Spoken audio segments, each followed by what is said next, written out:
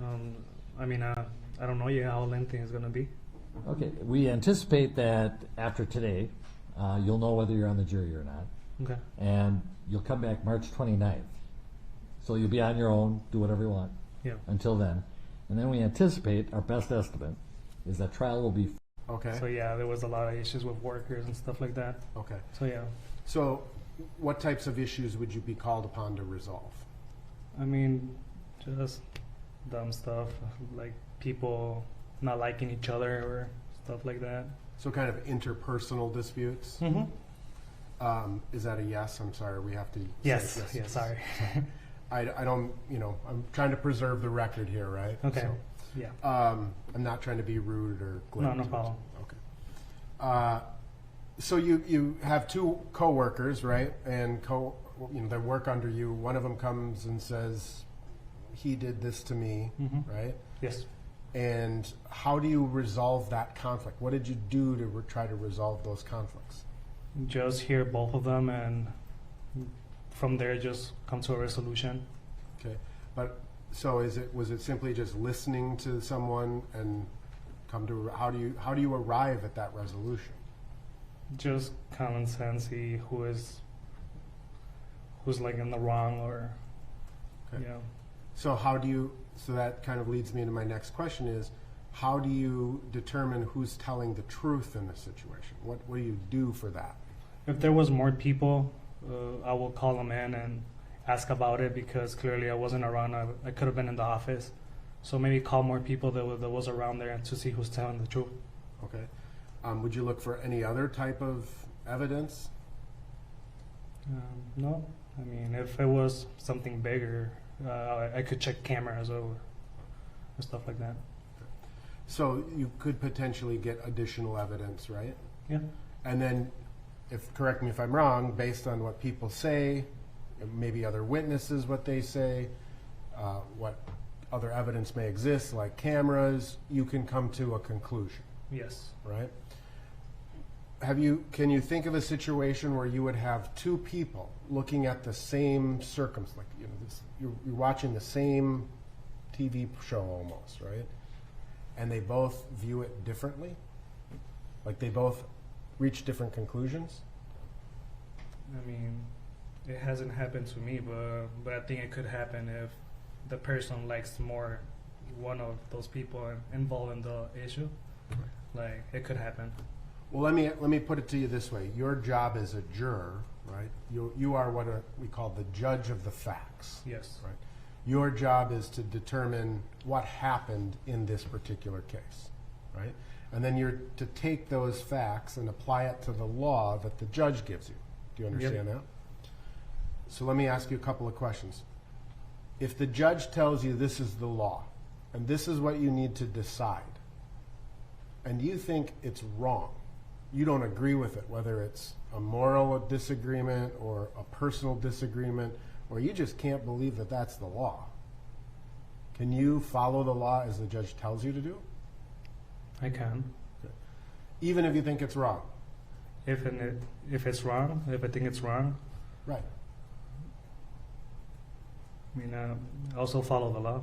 Still follow the law. Yeah, but if I feel that something is wrong, I don't get the question, honestly. Sure.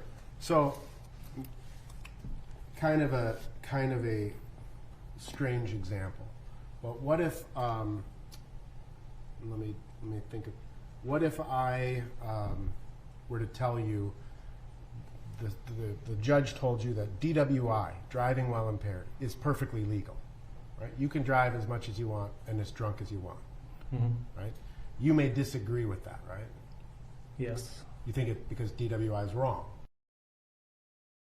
But what if you're sitting in this case, right, and the judge tells you something that you think is wrong, right? Do you understand what I'm saying? Can Yes. you still follow the judge's instruction, even if you believe it's wrong? Yes, I can.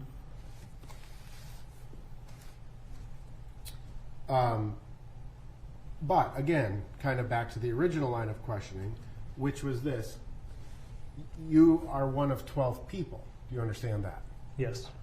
And would you agree with the general principle that there are two sides to every story? Yes.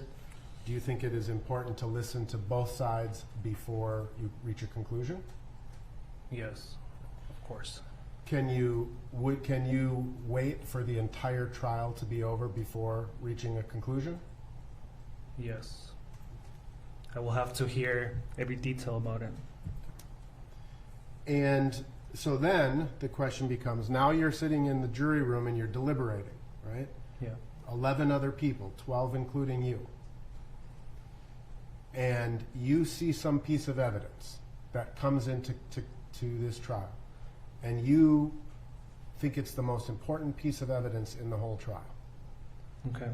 Another juror's looking at that exact same piece of evidence, and he says or she says, oh, that's meaningless, it's irrelevant, that's not important. This is what's important. How do you resolve that type of conflict? What do you do? I mean, when we are already talking with all the jurors, I mean, just talk it out. Like, hear their point of views and they have to hear my point of views, and yeah, there's going to be 12 of us, so. Right. Are you willing to re-examine your own point of view? Yes. Okay. So if that piece of evidence is sitting in front of you, and you think it's the most critical piece of evidence, that's the key that unlocks this whole story, and someone else says, no, I see it a different way, are you willing to listen to that other person? I'm willing to listen, and I hope they're willing to listen to my points as well. Right. That's what we hope for ultimately too, Mhm. right? But I guess then the question becomes, what if you continue to persist in the idea that this other juror is wrong, right? That he's wrong, I'm right. How do you handle it then? How do I handle it? Just talking it out, like I said. Right. I might be wrong. Okay. Let's say you've talked it out over the course of hours or days, right? Yeah. Do you just go, all right, fine, I give up, I'll agree with you, simply to make a decision, or are you willing to stand by your principle even if other people disagree with you? I'm willing to stand by my principle as well.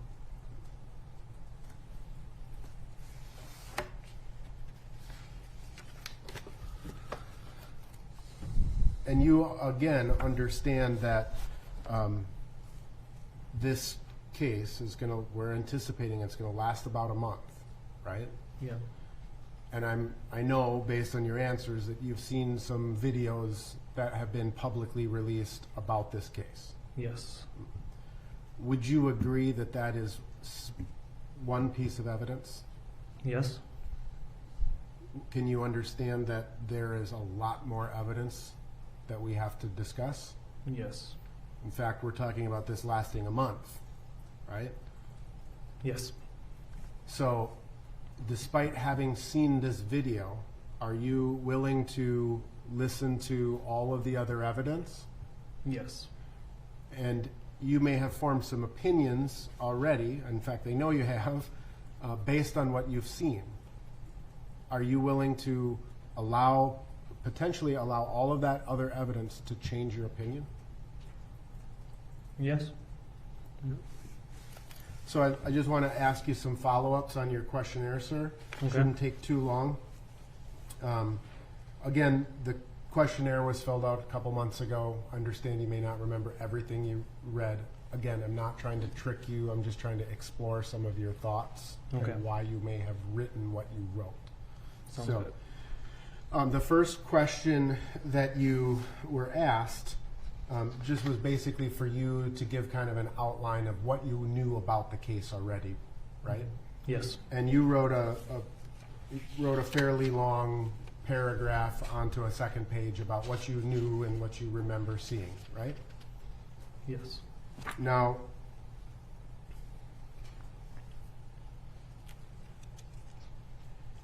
you wrote, for example, when George Floyd was on the floor, Chauvin was kneeling on his neck the entire time. George Floyd was screaming for help and desperately screaming that he couldn't breathe. All this while the rest of the other officers were just watching it happen, and bystanders who were witnessing were telling Chauvin to get off George's neck because he was killing him. So, would you agree that in your paragraph, that you part of your paragraph, you chose some words that are indicative of your opinion of this case? I mean, I just put whatever. I just described the video I saw, pretty much. But like the word desperately screaming, right? Desperately, you've formed an opinion about what you saw in that video, that there was desperation. Would you? And that's what it was. Okay, and that's fine. And so I want you to acknowledge that you formed an opinion about this case, right? I mean, like I said, that's what it was. Like, everybody's gonna see him, that he was desperate. Okay. You agree that you have formed an opinion about the case, right? If you would say it, then yeah, that's what it is. So, because the next question kind of asks you about your opinions. The question was, from what you have seen, read, or heard, do you have a general impression of the defendant, Mr. Chauvin? And it gave you some options: negative, very negative, neutral, somewhat positive, or very positive. It was like a kind of a spectrum of options. And you checked very negative. Right? So you have formed here already a very negative impression of Mr. Chauvin based upon what you saw in that video. You would agree? Yes. And it's perfectly fine for that to be your opinion. Right? I'm not challenging that. Yeah. And the questioner asks you to explain, and you say, there was no reason for Chauvin to kneel on his neck for that long, and him just being stubborn, not wanting to let go, gave me the impression of him just showing off his authority. Right? Yes. So, again, you're acknowledging, and it's okay. I'm really not trying to, say that you can't have an opinion. Okay. I need you to acknowledge that you have formed some thoughts about this case. Okay. And that those thoughts really go to the ultimate question that a jury has to decide. Is Mr. Chauvin guilty or not guilty? Right? Okay. And so if I were to ask you right now what your verdict would be right now, guilty or not guilty, what would it be? Objection, Your Honor. So you understand, and you were asked some questions about the principles of law that apply. Right? You were asked questions, and the judge reminded you yesterday that there are very important constitutional principles that apply, such as the presumption of innocence. Do you remember that? Can you? And then yesterday, when the judge was giving you some instructions, Yes. you were told about some important principles of law. Yes. One of those principles being the presumption of innocence. Oh yeah. Right? So, Mr. Chauvin is presumed innocent of these charges. Yes, until we see all the evidence and everything, Right. witnesses. And so, you have formed an opinion about his guilt or not guilt status, correct? Yes, but like I said, I'm willing to see all the evidence and everything. Okay, and Hear witnesses. And that's ultimately the question, right? I mean, Yes. is we know you have an opinion, Mm-hmm. right? And what you have to do if you were to be selected as a juror in this case is to set everything that you know from before aside. Right? Yes. To say, yeah, I don't think very highly of Mr. Chauvin, but I haven't heard all the facts yet, right? Right. Can you do that? I can.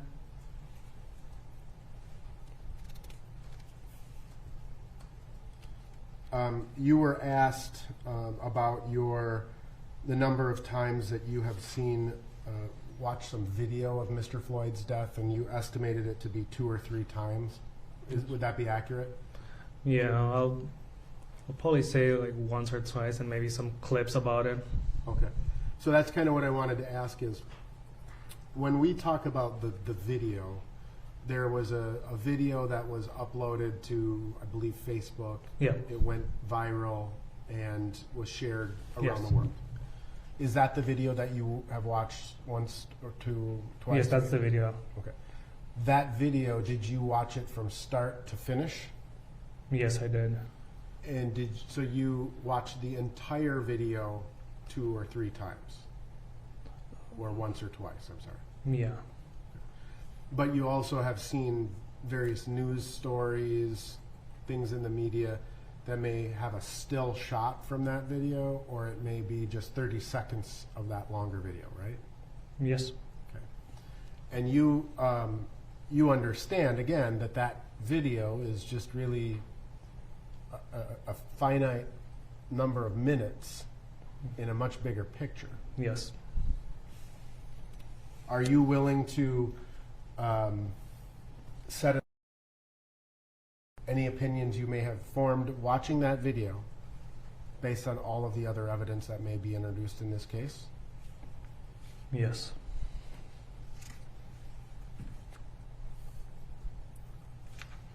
So you were also on the questionnaire asked some questions about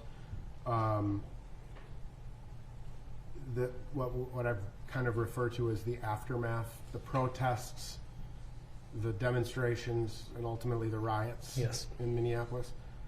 Mm-hmm. And you indicated that you felt that the aftermath, so to speak, had a negative impact on this community. Yes, it did. And can you just explain a little bit more? I just feel that it just went bad. Like it wasn't. There was a need for all of the criminal activities that happened, all the burning and looting and all of that. Okay. Do you think that anything positive came out of it?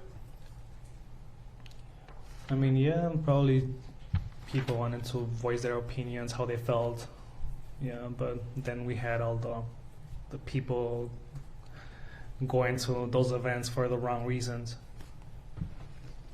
And you can draw a distinction between a person's voicing their displeasure, protesting, and looting or rioting. Yes. There were a series of questions that, and I'm sorry, I don't know if I'm missing a page. If I can have 1 second, Your Honor.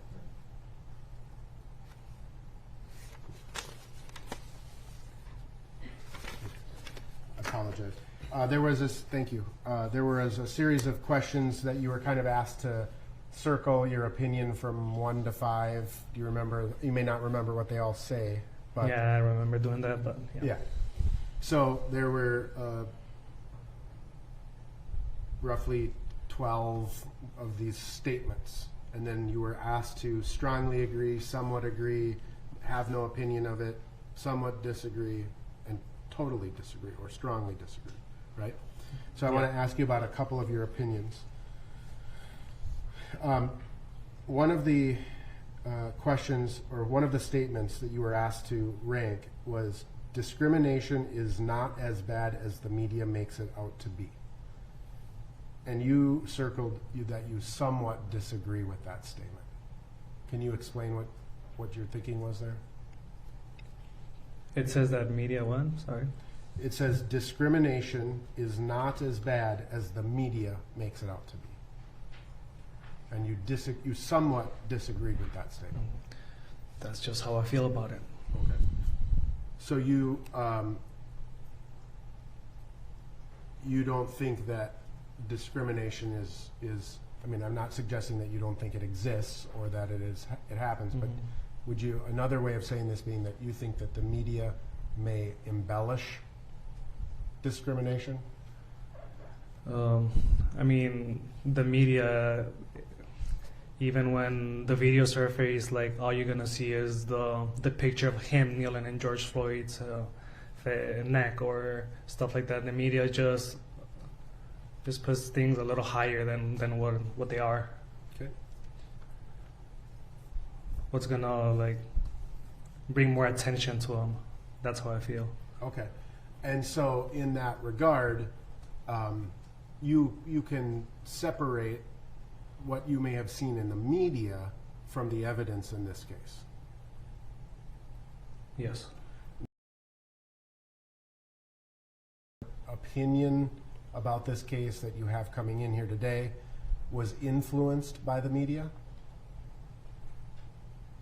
A little bit, yeah, but like I said, I still need to see the bigger picture, evidence, Okay. hear witnesses and all that. There's more to that than just what media shows. Okay. One of the other questions was, because law enforcement officers have such dangerous jobs, it is not right to second guess decisions they make while on duty. Do you want me to read that to you again? Yes. Because law enforcement officers have such dangerous jobs, it is not right to second guess decisions they make while on duty. Mm-hmm. Okay? And you strongly disagreed with that statement. Okay? Okay. Can you explain that?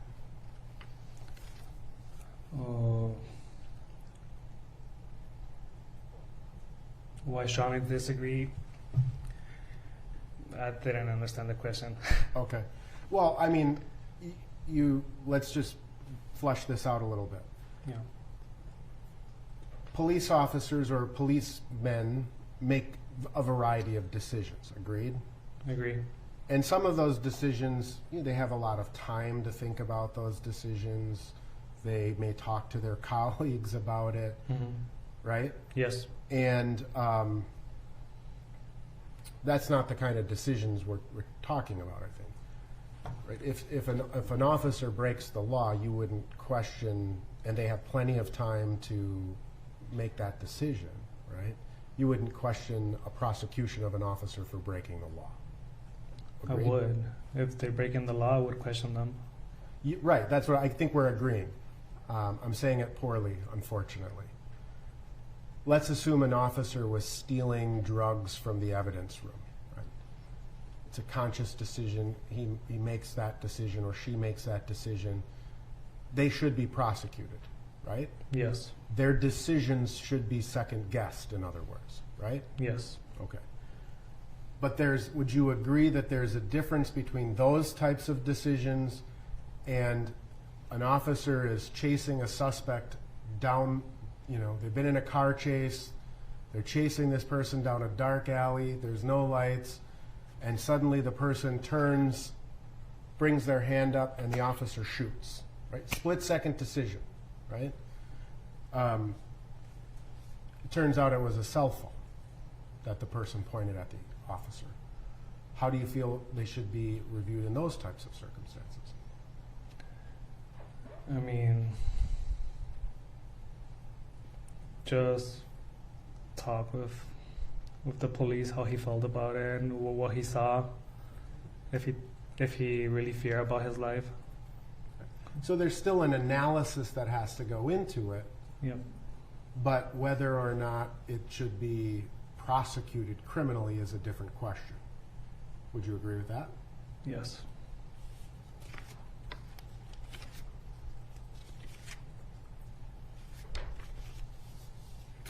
Now you have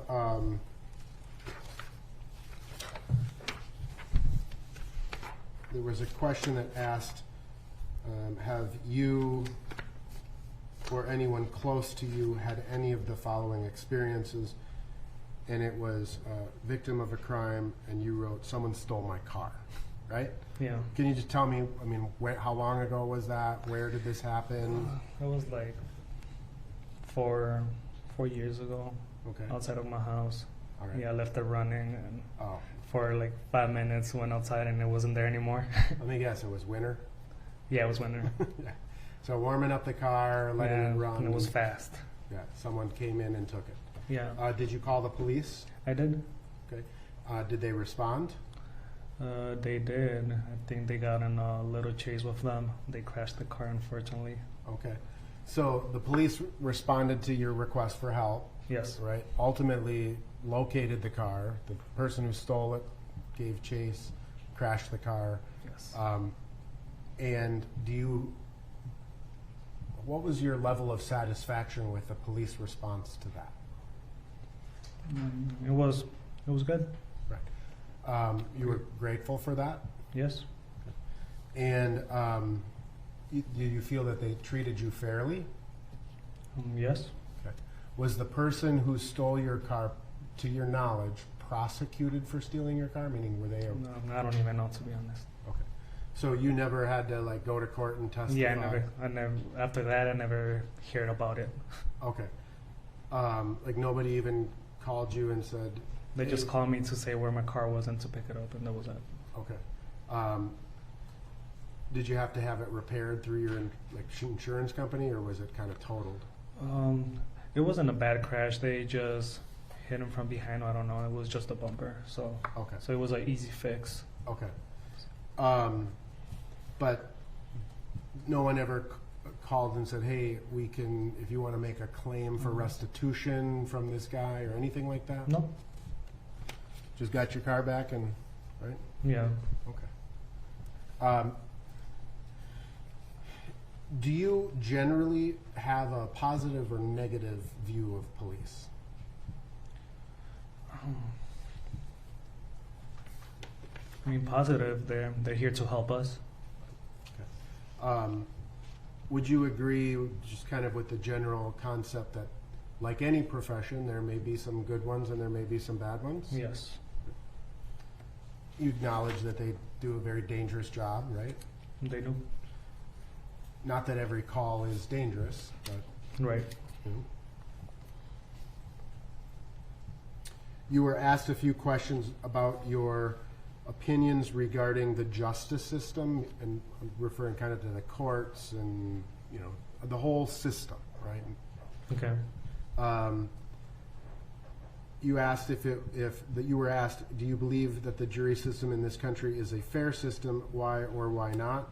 And you said yes, because it involves citizens randomly making bias or discrimination less probable, and because not all citizens have the same beliefs. Can you just expand on that a little bit more? How do you think that the jury system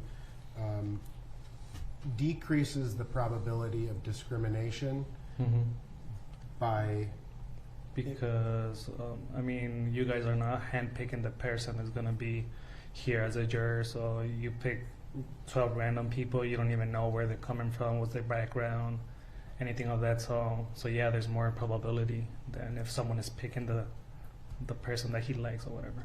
Right. It's not like I could just call 12 Minneapolis police officers to 12 of your friends, yeah. Right, or 12 of my friends, right. Mm-hmm. Okay, that makes some sense to me.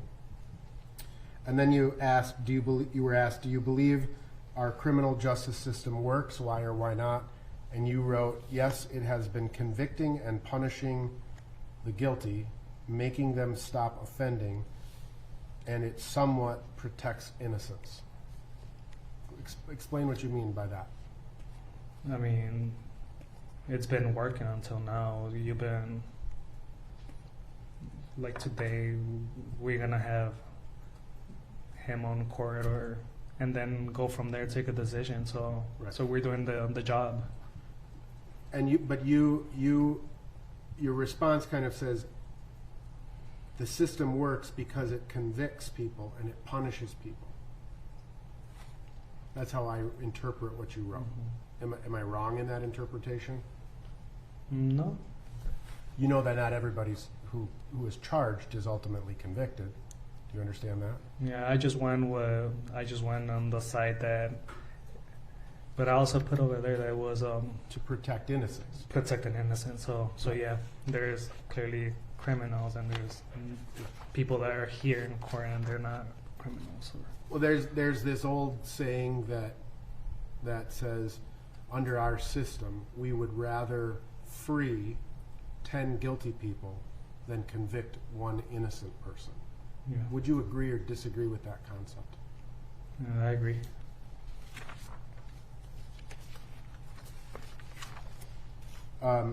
professionally, again, without saying where you work, you're a route driver, Yes. and you expressed some concern about potentially losing your job over this. Yes, but I mean, I talked with my manager, and doesn't look like it. Okay. I hope not. All right. Well, that's because we recognize that jury service is a hardship for everybody because it Yes. takes you away from your family and your, Yeah. your work and whatever. So there's kind of two layers. So you have talked to your manager already about it? About being on jury, and Yeah. that's about it. Okay, and that's fine. And you told him that if you were on a jury, it could be a long trial. I didn't say that. I just said that if it would have any problem. Okay. And your employer or your boss told you it shouldn't? They'll get your shifts covered or whatever? Yeah, he said it shouldn't. Okay. But you would potentially lose that income? Yeah, we'll lose income and get paid. How much is it? $20 a day. Yeah, being a juror is not a very high-paying job. Yeah.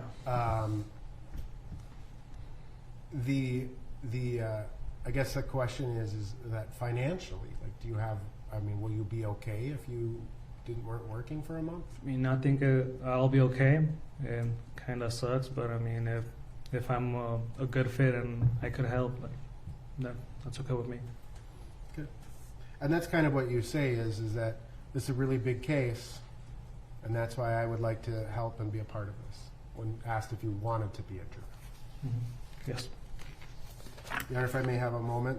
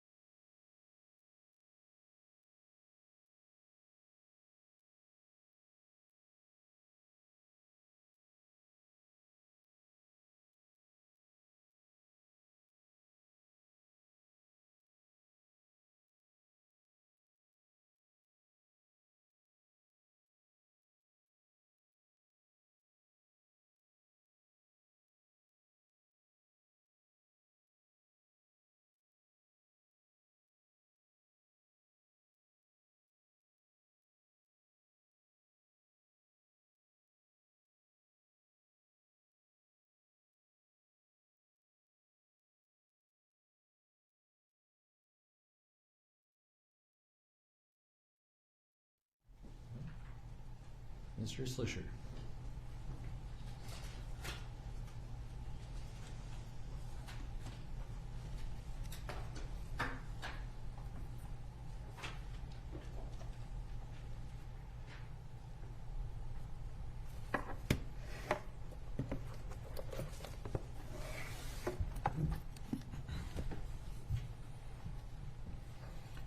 Thank you, Your Honor. Juror number 36, Hey, good morning. good morning. I've enjoyed getting to meet you a little bit this morning. You mentioned in response to defense counsel's question about what you would like us to know about you, that you are outgoing Yes. and that you're a family man. Is that right? Yes, that's right. I'd like to hear a little bit more, without providing identifying information, but just about your family and your extended family. I mean, Brothers and sisters. they're not close to me right now, so whenever I have the opportunity, I go visit them. Okay. And yeah, I just rather be at home than going out. How many brothers and sisters do you have? I have 2 brothers. Yeah. That's it. And do they have spouses? You have nieces, nephews? No, I'm the only one married. Okay. And my brother is next. My little brother is the next one to get married. Okay. And your parents, are they in the area? No, they're not. Okay. So what brought you to Minnesota? Who brought me to Minnesota? I have cousins, uncles that live here. So yeah. Okay. You also described yourself as outgoing, so I'm assuming you have a lot of friends. I do. Yeah, I made friends here. And in the area, do you have a fairly large friend group? Yeah. Uh,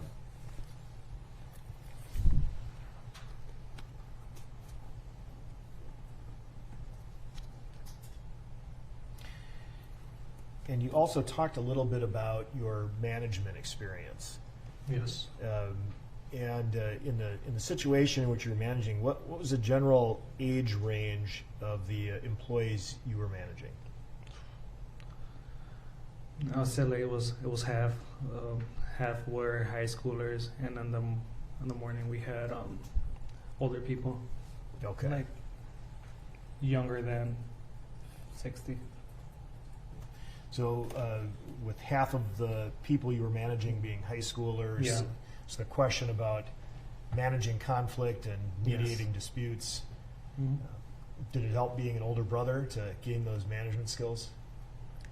Yes, I'm not the older brother. I have an older brother. You have an older brother. Yeah, Okay. so I'm the one in the middle. All right. But yeah. Tell me a little bit about that experience of managing high school students. I mean, it just helped me grow up as a person.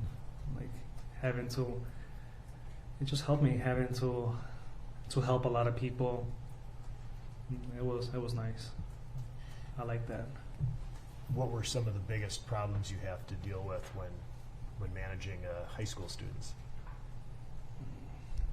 That most of them they just don't want to work. Yeah, they like to play a lot. So yeah, it was a little hard. Getting them to show up and then Yes. getting them to work when they did show up? Hmm. Okay.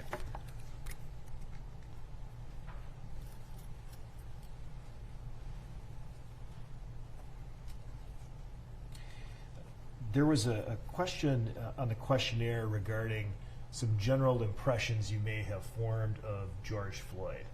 And you stated that your general impression was neutral, but you added that if he had complied with officers' orders, this wouldn't have happened. Do you recall making that statement?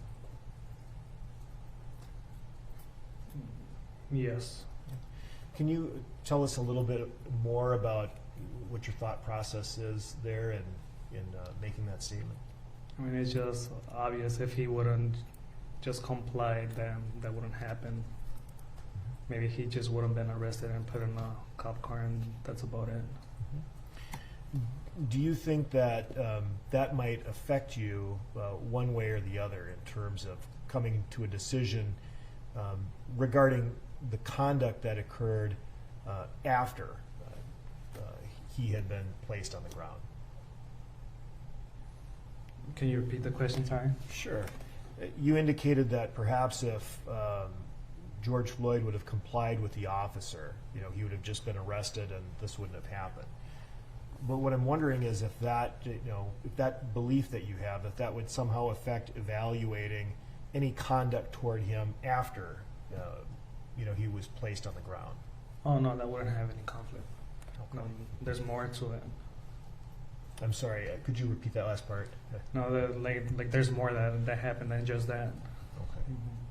So, would you agree, or do you feel that even if the George Floyd was initially non-compliant, you still have to look at what happened and Yes. evaluate the conduct and the responsibilities Yes. separately? Mhm. You agree with that? I agree. Okay.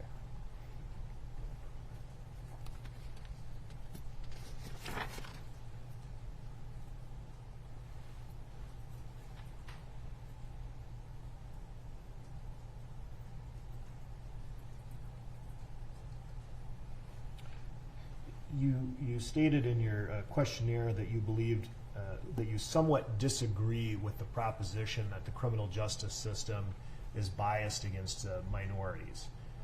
Do you recall that response? Yes, I do.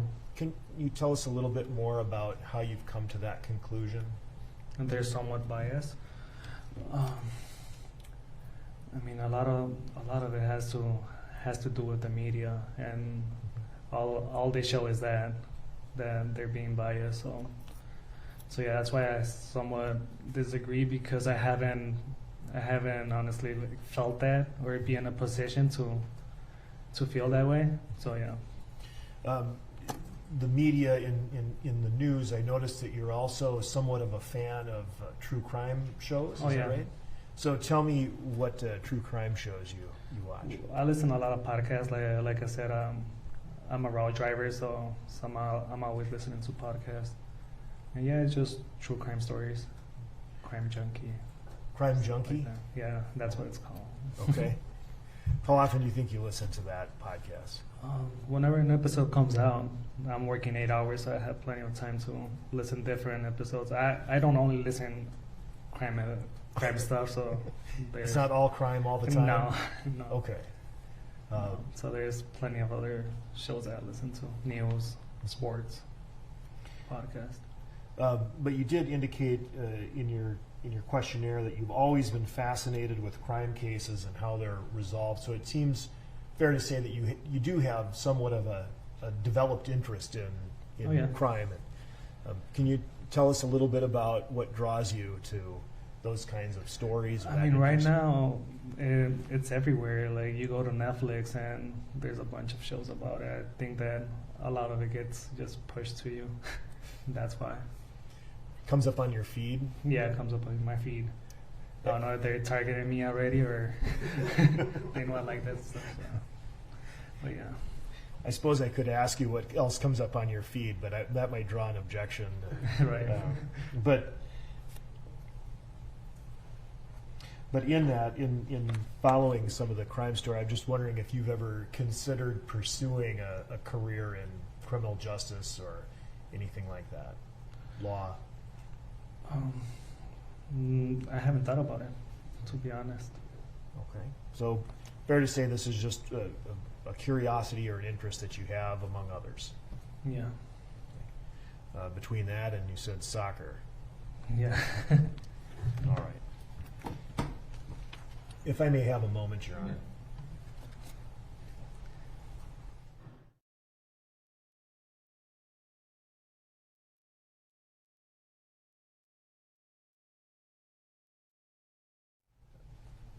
Thank you very much, Your Honor. No further questions, and we pass for cause. All right. Juror number 36, you will be on this jury. Couple of things. You're going to be on your own. You can go back to work if you want. Okay. But we need you to report March 29th by 9 a.m. And we expect the trial to start on that day and proceed for probably 4 weeks. If there's any change in the schedule, for example, if we get a delay for some reason, we'll give you a call and let you know. We're probably all going to give you a call to remind you anyway, so be prepared for that. Okay. Please do not investigate, do not read about this. In fact, if you could affirmatively avoid media coverage about this or any podcasts that involve this case, that would be greatly appreciated. Okay. But do you have any questions for me? I do not. Okay, then you're released for the day. We'll see you March 29th. All right. Thank you. Yep. Oh, one last thing. You did receive a letter with a sticker on it. Mm-hmm. Keep that. You'll need that on March 29th to get back in the building. Sounds good. Thank you. Thank you.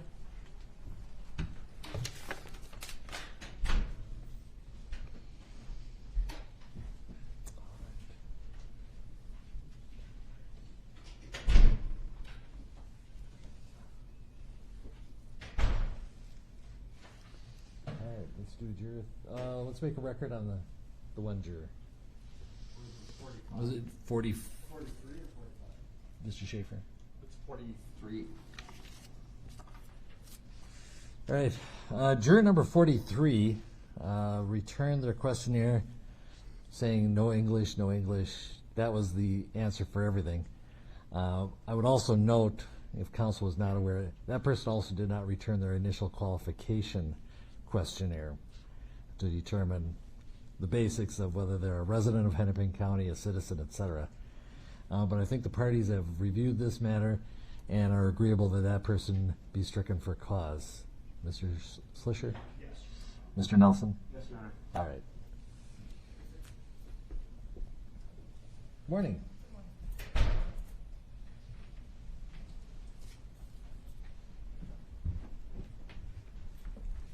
All right, you are juror number 37, correct? Correct. All right. Before I turn it over to the attorneys, we're going to do a couple things first. Well, first, I want to swear you in so that all your answers are under oath. You'd raise your right hand. Do you swear or affirm, under penalty of perjury, that you will truthfully answer all questions about your qualifications to serve as a juror? Yes. All right, thank you.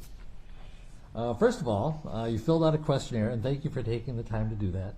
I know it took a long time. It was rather long, but you obviously paid a lot of attention because there's a lot of detail. Was everything true that you listed in that questionnaire? Yes. All right.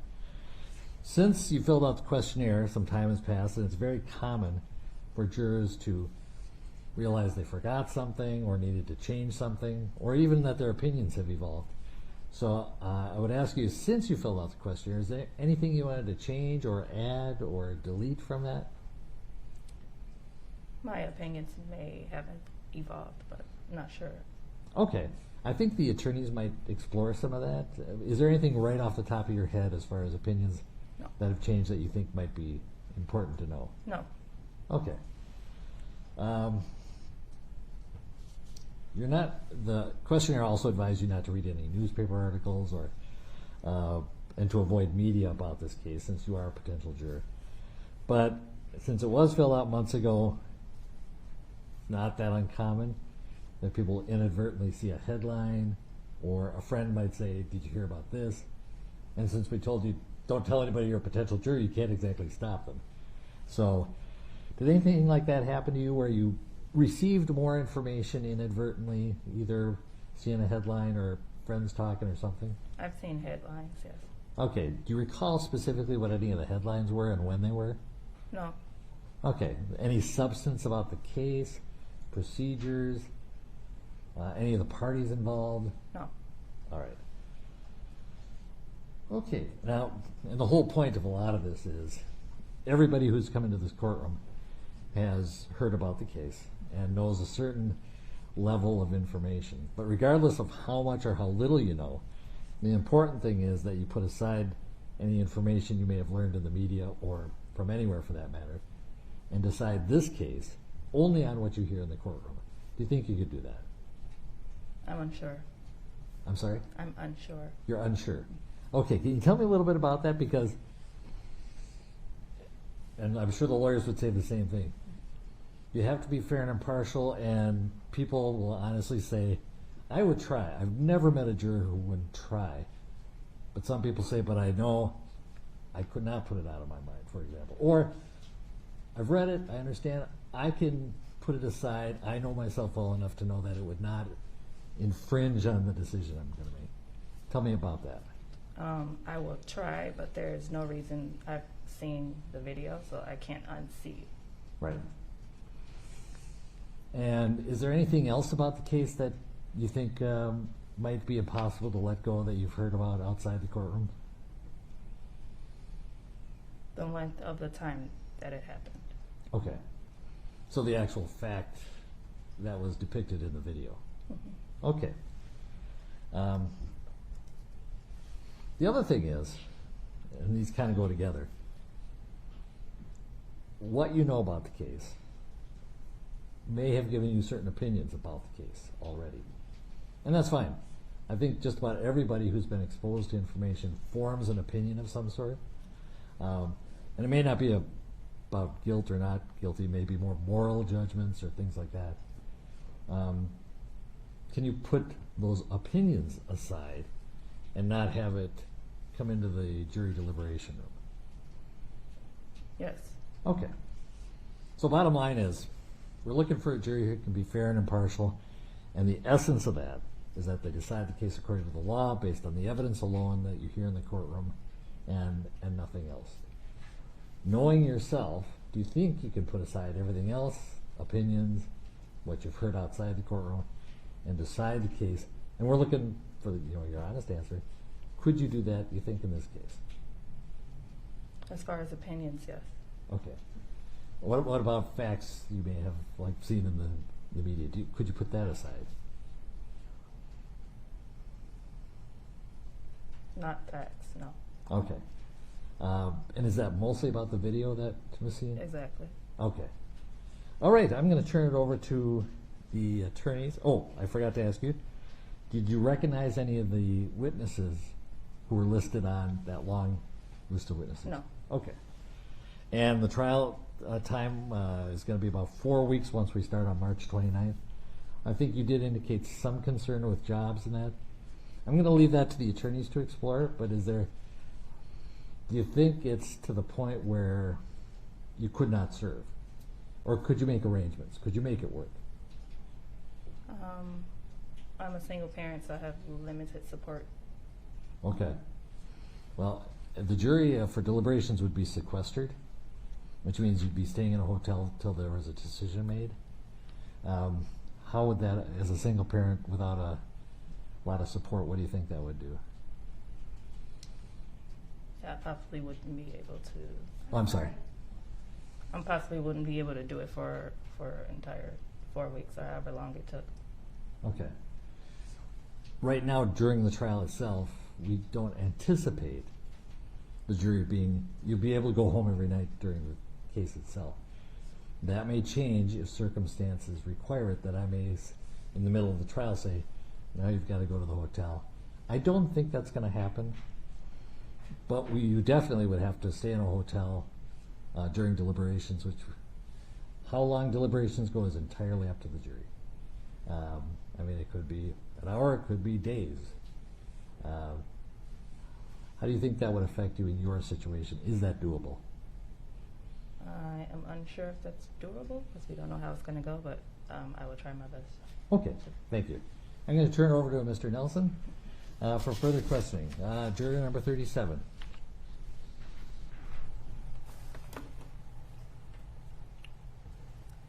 Good morning, ma'am. Good morning. And I should say, if you feel comfortable, you may remove your mask if you'd like. We have plexiglass, and I'm going to keep my mask on. But totally up to you. If you feel more comfortable keeping the mask on, feel free to do so. Okay. How are you today? Good. Good. I was having a little trouble hearing a couple of your answers, and unfortunately, I don't think that microphone moves. So if you could get a little closer, that may help. Thank you so much. And thank you for coming down here. I think you were here yesterday as well and back down here today. So I just want to thank you for your patience. Sometimes these things take a little bit longer. So here's what I'd like to do is ask you some kind of general questions and about just to get to know you a little bit better, a little bit more about your life. And then I'm going to focus on some of your answers to the questionnaire. Would that be okay with you? Yes. Okay. So, juror number 37, let's assume you and I met at a party or some social event. What are a few things you would want me to know about you when I walked away from that conversation? Nothing personal, maybe my name, age. This completely unrelated to this case. We're just two strangers who bump into each other in a social situation. You wouldn't want me to know anything about you? No, Why? because you're a stranger. Okay. How do people go from being strangers to friends? By conversation. Okay. Would you entertain a conversation with me? Yes. Okay. So, again, let me just say, are you nervous today? No. Okay, good. I promise you that I'm not trying to trick you or anything like that. I just need to know a little bit more about you so we can see if you're the right person. I'm going through the same process with every single person. Understood. Okay. So, I'm not asking you to reveal personal details about your life here either, okay? But we do have to pry a little bit. So again, take all of this out of the equation, right? My friend and your friend are friends, and they introduce us. We're sitting there. We're two people. We're talking. What would I walk away knowing about you? What's important to you? Probably that I am a mother. A little bit about my career. probably where I'm from. How many kids do you have? Remind me. 2. 2. And how? Just their ages? How old are they? Are they younger? Yeah, they're younger. Okay. Great. You received, as I understand, a letter from Hennepin County saying you were going to have jury duty, right? Correct. When you opened that first initial letter, what was your reaction to that? Oh man. Why, oh man? Because it's a pretty high profile case and it's important. Sure. And again, everybody who's come in here has heard about this case and has had a somewhat similar reaction. So it's great. So were you concerned about your security or your safety when you read that? Yes. Okay. Can you explain to me a little bit more about that? With a high profile case, I know everything becomes public. So depending on what's ruled, that could be a problem later on down the line or even in the process. Okay.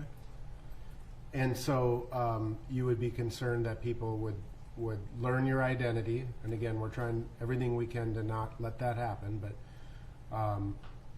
you'd be concerned then for your personal well-being? Yes. Okay. As well as your children, I'm assuming, too. Of course. Now, when you came downtown yesterday and you saw the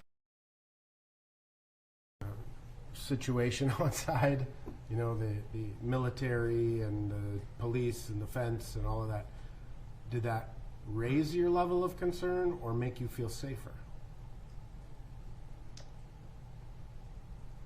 I felt safe, but it also raised my level of concern. Okay. How so? Just seeing the action that needed to be taken.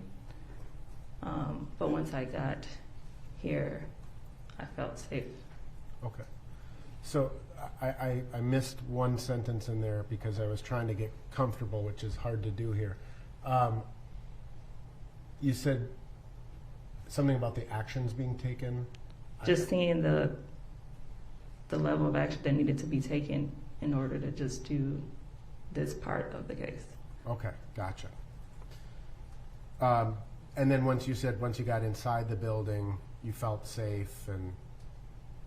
Correct. Good. When you heard yesterday that your face isn't going to be on TV, did that make you feel safer? No. Okay. Are you concerned about that? About the fact that this is being televised? No. Okay. So can you tell me about a situation or think about a situation in your personal or your professional life where you have been called upon to resolve a dispute between two people? Yes. Okay. So how do you go about that process in your personal life? How do you resolve a dispute between two people? Well, I want to hear both parts of the story and make a decision on who was wrong and who was right. Okay. And explain my reasoning. All right. And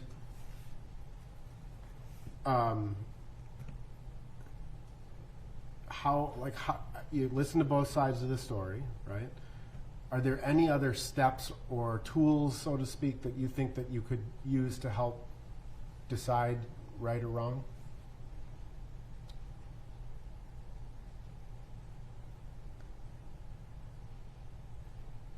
I guess it's about who I feel like is telling the truth.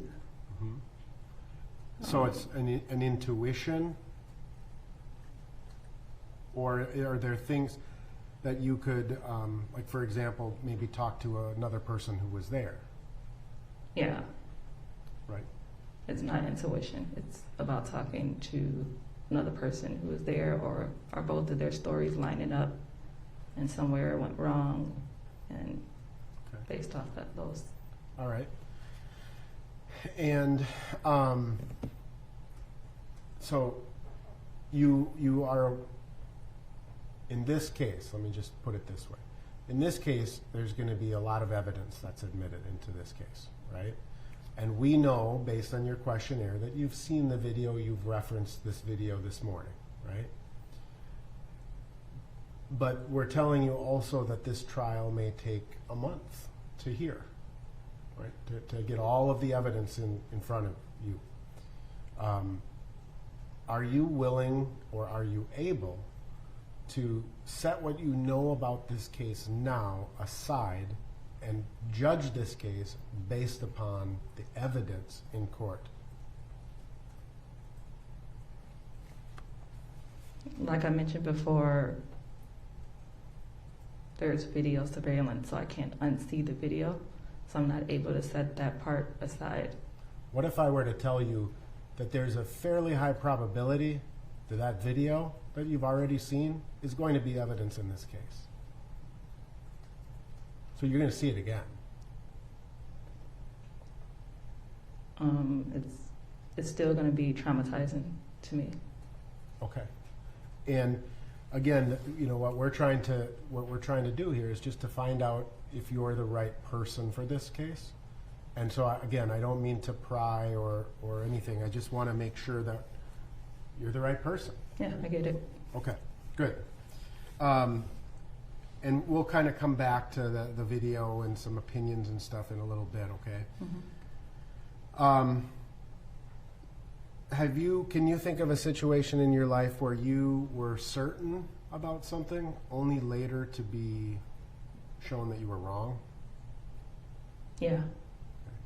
Let me ask you, how did you deal with that? I want to take accountability for it. Okay.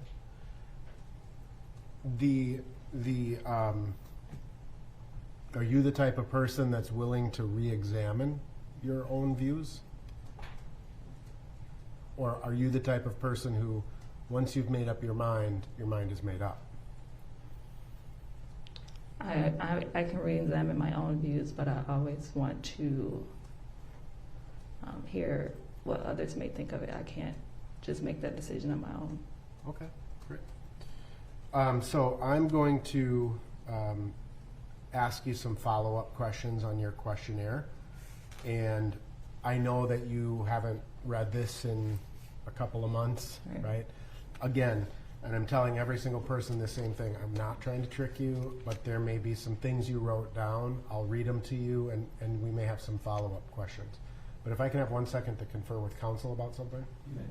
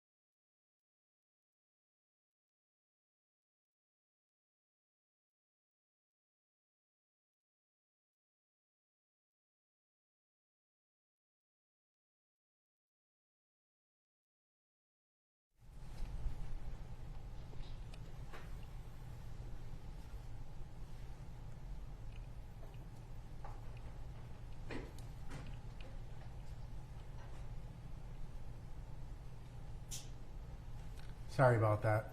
It's kind of weird to know we're talking about you, huh?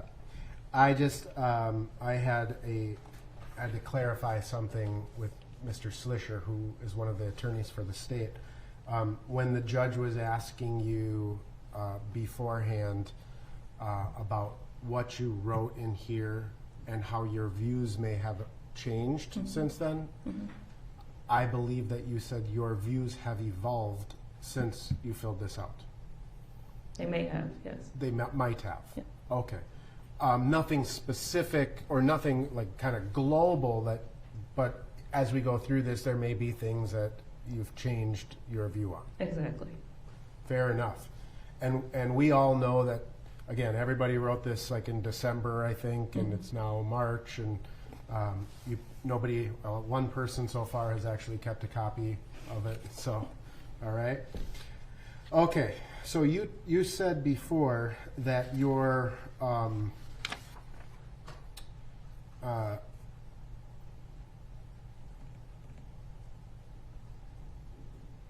that you obviously had heard about this case. Yes. Right. Everybody in the world has, right? Okay. And you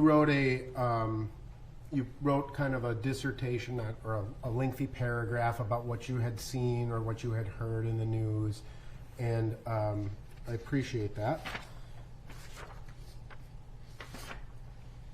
Oh, before I go on, I have one other question. Do you have concerns about COVID being in the courtroom? No. Okay. All right. So one of the questions is that from what you have seen, read, or heard, do you have a general impression of the defendant? That's Mr. Chauvin. And it gave you a series of choices from very negative, somewhat neutral, somewhat positive, very positive, or other. And you selected very negative. Correct. All right. One thing I'm going to just tell you, and again, I've been telling this to the other jurors too, is that you have every right to have an opinion, all right? And I'm not questioning your right to have any opinion that you have, but we need to know what those opinions are, again, so we can determine if you're the right juror, right? Okay. So you chose very negative, and do you share that same perspective today? Has this evolved? Yes. Okay. So you still view him very negatively? Yes. Okay. And when it was asked, why do you feel that way, it said, watching his face as he kneeled on someone's neck, he looked so hateful. Can you explain what you mean by that? Whose face? What are you talking about? The officer who kneeled into George Floyd's neck, just watching that. You're talking... Watching the video, looking at his face. Looking at Mr. Chauvin's face? Correct. Okay. That's what I wanted to make sure. Yep. And you felt that he had a hateful look on his face? Yes. And your feelings towards Mr. Floyd were neutral because you don't know Mr. Floyd or anything about him? Correct. But you also had seen some media that his family expressed that he was a good guy, a nice guy, right? Correct. Okay. Now, there was a question asking you how many times you've watched the video. And I want to just, before I want to clarify what we mean by the video. There was a video that a bystander took, uploaded it to Facebook. That video went viral, right? Is that the video that you watched? I'm pretty sure it is. Okay. Now, there's been other videos that have also been released from other bystanders. I think a few kind of made their rounds, and some body cameras from police officers and things of that nature have been released as well. Have you seen any of those videos? Yes. Okay. Have you watched all of those videos? Most of them. Okay. And how many times have you watched those videos? I would say about 3 or 4 times. Okay. And was that before you filled out this questionnaire or after you filled out the questionnaire? Before. Okay. And so the video that you, the Facebook video, we'll call it, you said that you'd watched that one time? Yeah, the one where you can hear him crying out for his mom. Yeah, I was only able to watch that one time. Okay.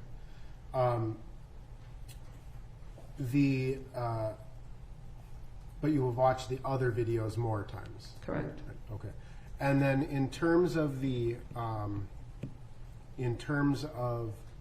that Facebook video, I presume you've seen snippets here and there on the news if you walk past the TV and it's on? Yes. Is that fair to say? Yes.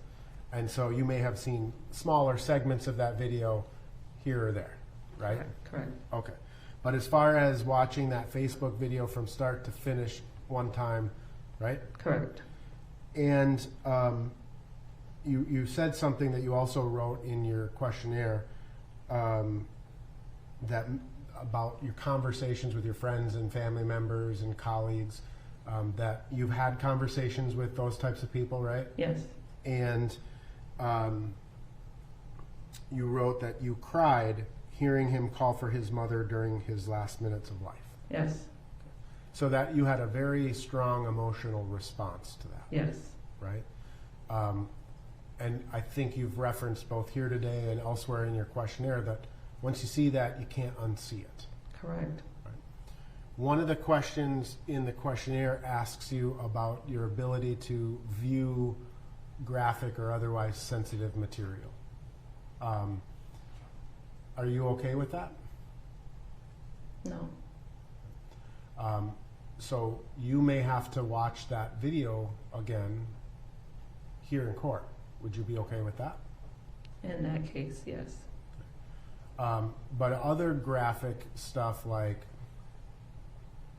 medical photographs or things of that nature, you would not want us to look at? I don't want to, but if the need is here, then I will. Okay, all right. That's what I needed to find out.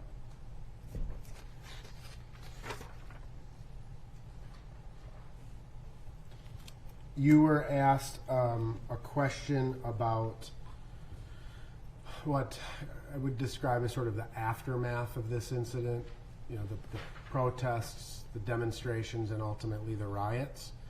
And you were asked whether you thought they were positive or negative. Do you remember that? Mm-hmm. And you said they have been negatively, your community has been negatively affected and positively affected. And that's what you wrote. Can you just further explain that a little more? I mean, negatively affected because there was a life taken. Positively affected because it's become a movement, and the whole world knows about it. So that's the good thing that's come from this. And I guess what I'm curious about is the like the property damage and things like that. Would you define that as negative?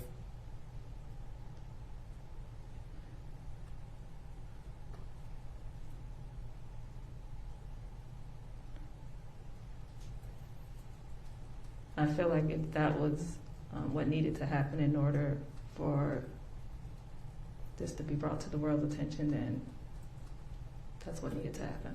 Okay.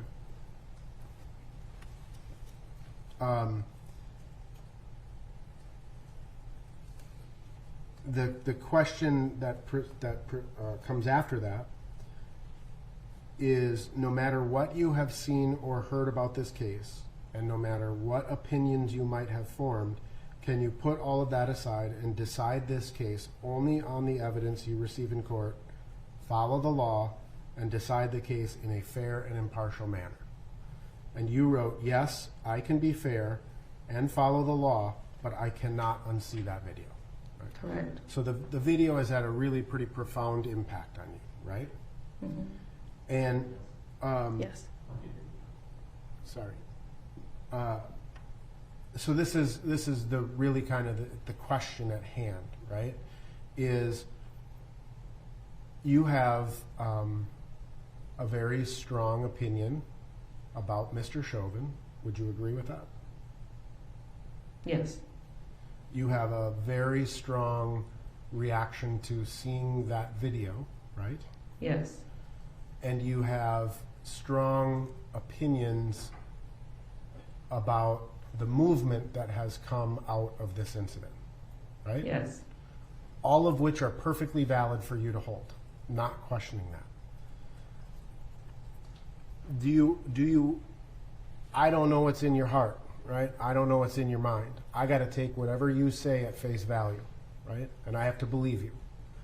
And this is what I'm asking you to do is, looking in your heart and looking in your mind, can you assure us unequivocally that you can set all of that aside, all of that, and focus only on the evidence that's presented in this courtroom?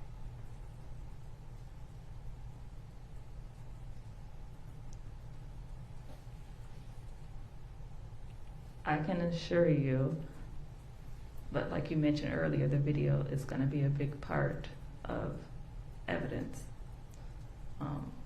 And there's no change in my mind about that. So you have formed an opinion specifically as to whether Mr. Chauvin is guilty of this case. I have not. You have formed an opinion about what transpired on that video. Yes. And there's nothing that can change your opinion. No. Would the court like to inquire further? No. You see it like to inquire. Yes, sure. Okay. As to this issue? Ask me to issue.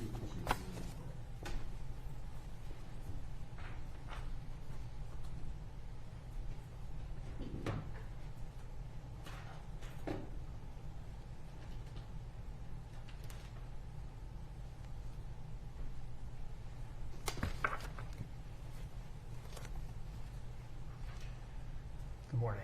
Good morning. Just I need to clarify some things that you said regarding, what you've seen, how what you've seen made you feel, and then what you would be asked to do if you were a juror here. Okay? And you said, I think, several times that you could set aside any strongly held opinions. Is that right? Right. Okay. And you could set aside any strongly held beliefs in deciding this case. Is that right? Correct. Now, if you were a juror in this case, the judge would give you instructions as to the law. And you would have to listen to those instructions and follow those instructions without regard to any beliefs or opinions that you had before coming in and hearing any evidence. Would you be able to do that? Would I be able to follow instructions? Yes. Yes. And if those instructions, if the judge gave you instructions, and if you followed those instructions, it meant that you had to return a verdict of not guilty. Would you be able to follow those instructions and return a verdict of not guilty?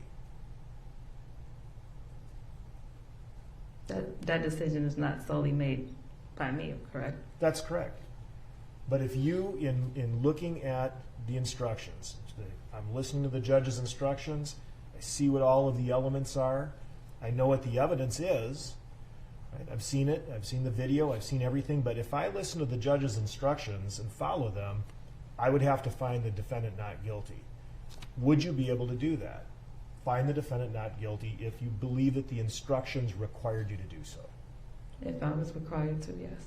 Okay. And so it sounds like you've formed, some opinion. You had an emotional response to some things that you saw, Correct. but you would be able to keep that in context and understand that your job as a juror would be to look at the evidence as presented in court, listen to what the judge tells you, and follow it exactly, no matter what the result. Is that Correct. right? Yes? Correct. And you're sure you can do that? I will try my best. Yeah. Well, and then, we have to make sure, because our job here is to try this case, and we have to do so fairly. And you would agree that every defendant, no matter what they're accused of doing, has a right to a fair trial. Do you agree with that proposition? Yes. And in order to get a fair trial, it's important that every juror can look us in the eye and raise their hand and swear that they can be fair to every defendant. and to evaluate the evidence and follow the law. Not that they'll try, right? Not that they'll do their best, but they will do it. And so we're just asking you, do you believe in yourself that you could do that? You could follow the law, listen to the instructions, and decide this case on its merits no matter what way it cuts?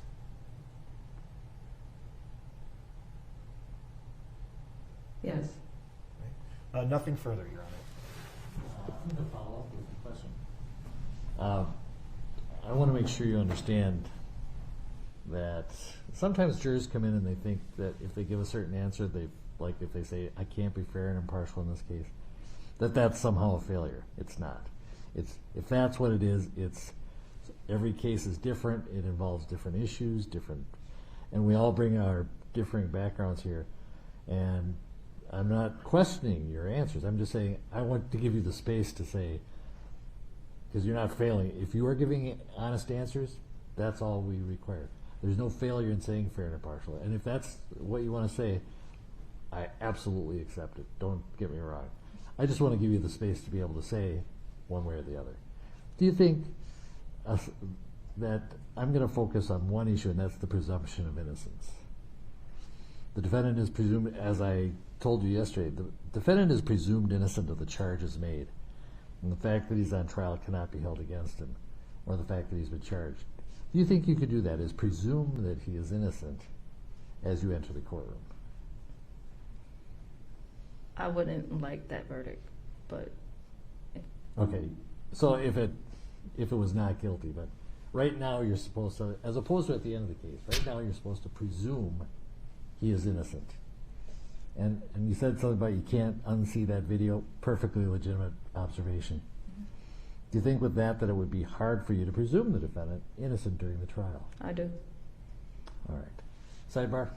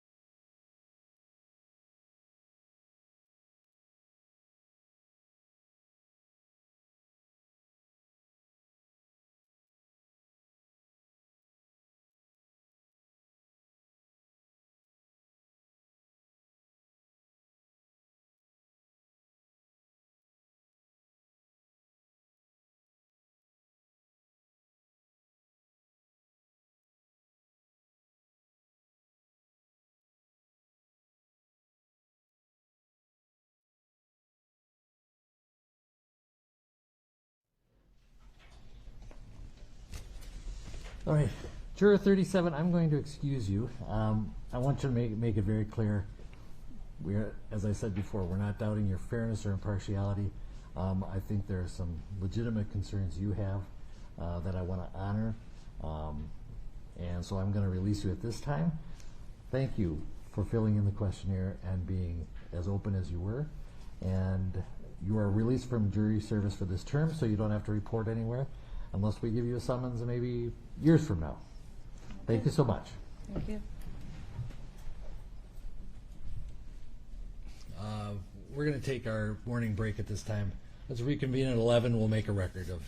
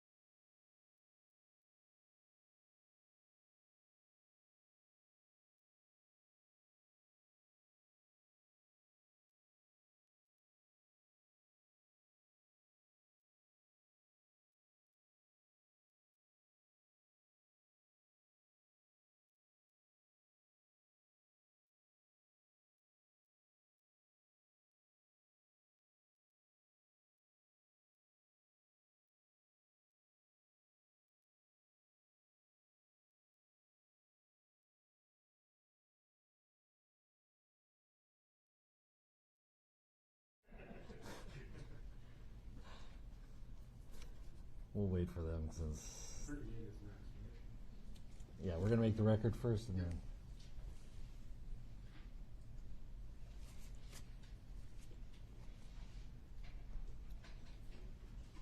We're not on the record yet, Dana, but paging Miss Wong to the courtroom.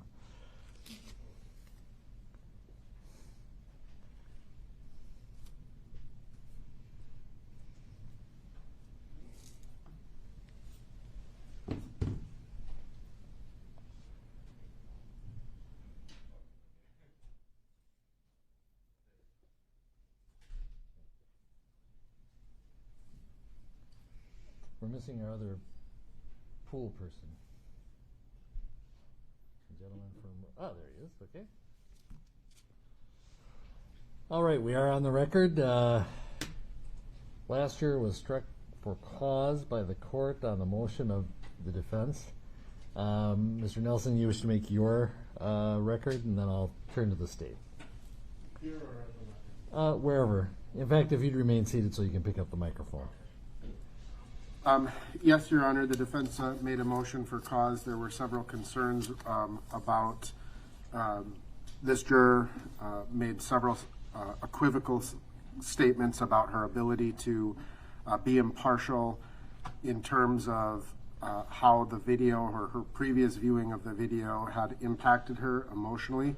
I recognize that this juror said that she could set aside her opinions. However, whenever pressed, even by the state, she had a very difficult time acknowledging that she could apply the presumption of innocence because of her viewing of the video, and that it would be essentially that she had already made up her mind in this case. And that was essentially the basis, Your Honor, for the writ cause. Mr. Slisher.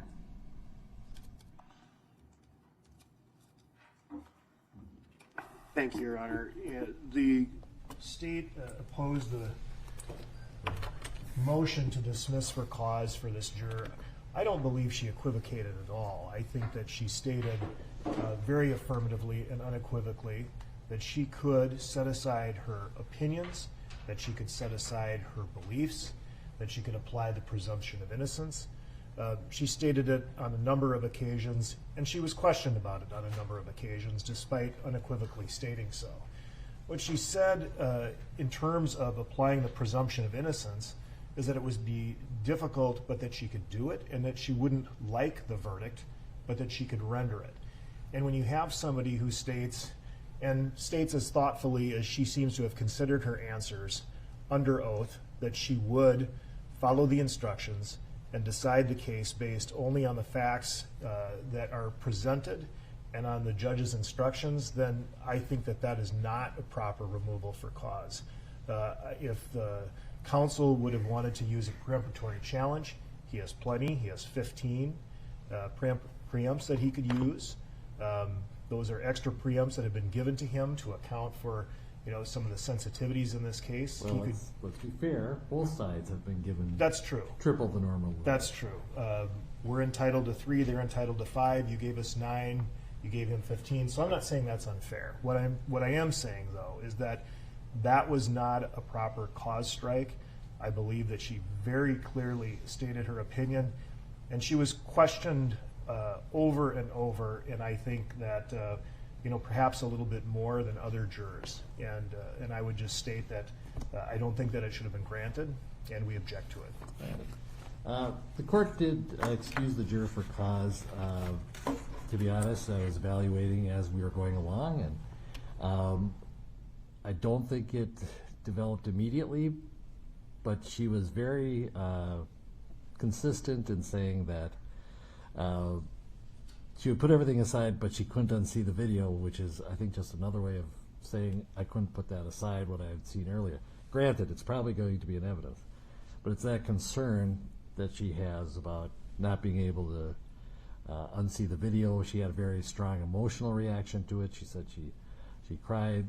She has a very negative opinion of Mr. Chauvin, all of which does not constitute cause. But the bottom line being, it seemed to me that she was walking into the courtroom, especially when she said, I could render that verdict, but I wouldn't like it, is that she was not in the middle, neutral, but actually, which is why the court asked the presumption of innocence question. And when I finally gave her the space to say, how do you feel? Do you think sitting here right now, and it has to be right now, not later, can you presume the defendant innocent? She answered unequivocally no. That's the primary reason why I granted the cause challenge. I think there was sufficient, I agree with you, there's sufficient other things if the defense had wished to use their peremptory strike. She also had issues with child care as a single mom without a lot of strong support, but that was not the basis for the court's challenge because she did say she could be able to work through those. So, with that, we'll go to the next juror. Thank you. Thank you. This is juror number 38.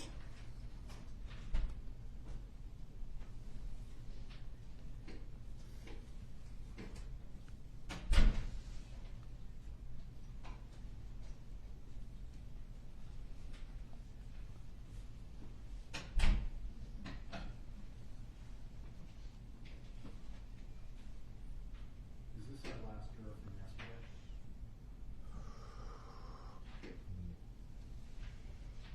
Mr. Schaefer, is this the last one for this one? All right.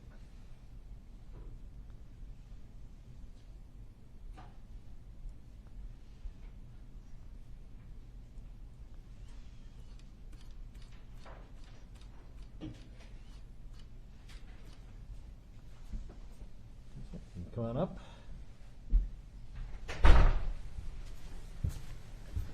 Morning. You are juror number 38. Is that correct? Yes, Your Honor. All right.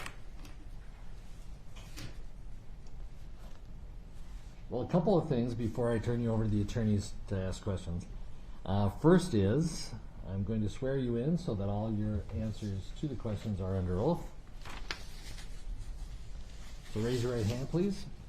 Do you swear or affirm under penalty of perjury that you will truthfully answer all questions about your qualifications to serve as a juror? I do. All right, thank you. Good night.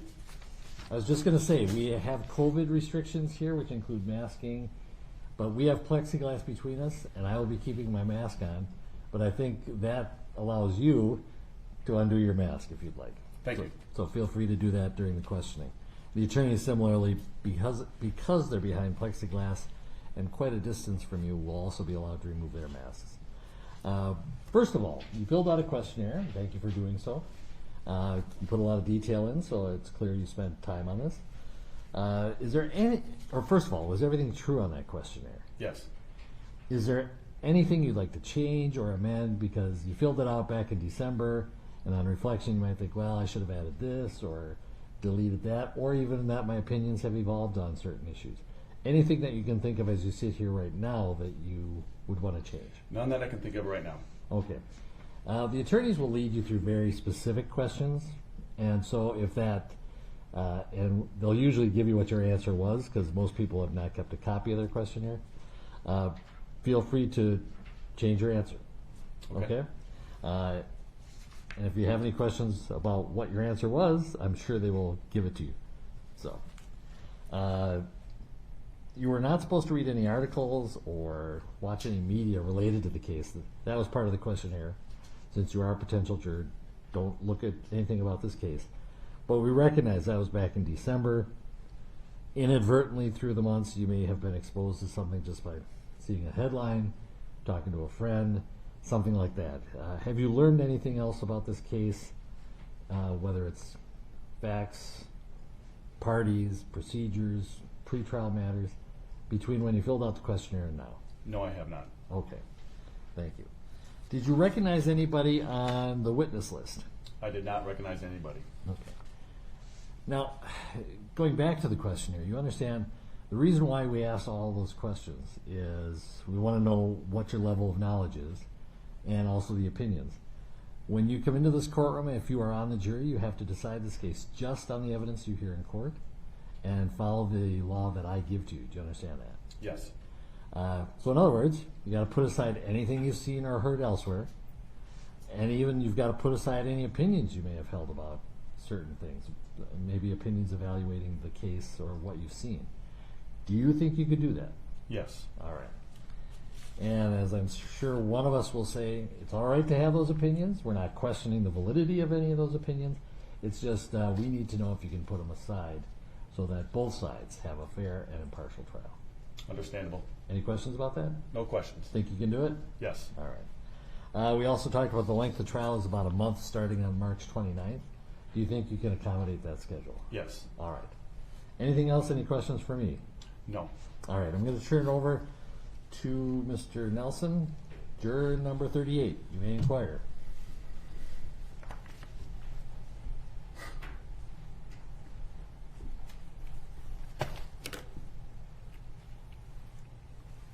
Good morning, sir. Good morning, sir. Here's what I'd like to do, with your permission. I'm going to ask you a series of general questions, kind of get to know you a little bit, and then I want to follow back and circle back on some questions that you answered in your questionnaire. All right? Not trying to trick you, promise. Just trying to determine if you're the right juror for this case. Understood? Understood. All right, great. So if you and I were to meet in some social situation, a party, or wherever that may be, what are a couple of things you would want me to learn about you in that conversation? That I'm a stand-up guy, and that I would, the type of person that would do anything for my friends or family. Okay. So loyal to your friends and family? Yes. Okay. You got a jury duty notice, like you got I think an initial sheet saying you have jury duty, right? Correct. When you got that first sheet that says you have jury duty, what was your initial reaction? I think the initial words that came out of my mouth is, how'd they find us again? Because I just recently moved to Minnesota. Okay. So that was my initial reaction. Okay. So how long have you lived in Minnesota? Just over 3 years. Okay. And you, I think if I recall from your questionnaire, you actually had previously served on the jury? I did. Okay, we'll talk about that more later. But sort of like, I just moved here, how'd they catch me? Yeah. Right. It was more of a sarcastic statement, but Sure, understood. How about when you learned about this, you got a packet of information that you filled out, when you learned that you were a potential juror on this potential case? I think my initial reaction was just, okay, this is big, Okay, but it's one of those things. It's a random draw. I think that was my initial reaction. okay. Did you have concerns for your personal safety at that time? Not at that time. When I did fill out the questionnaire, as you know, I did have concerns just for the safety of not necessarily myself, but my family. Okay.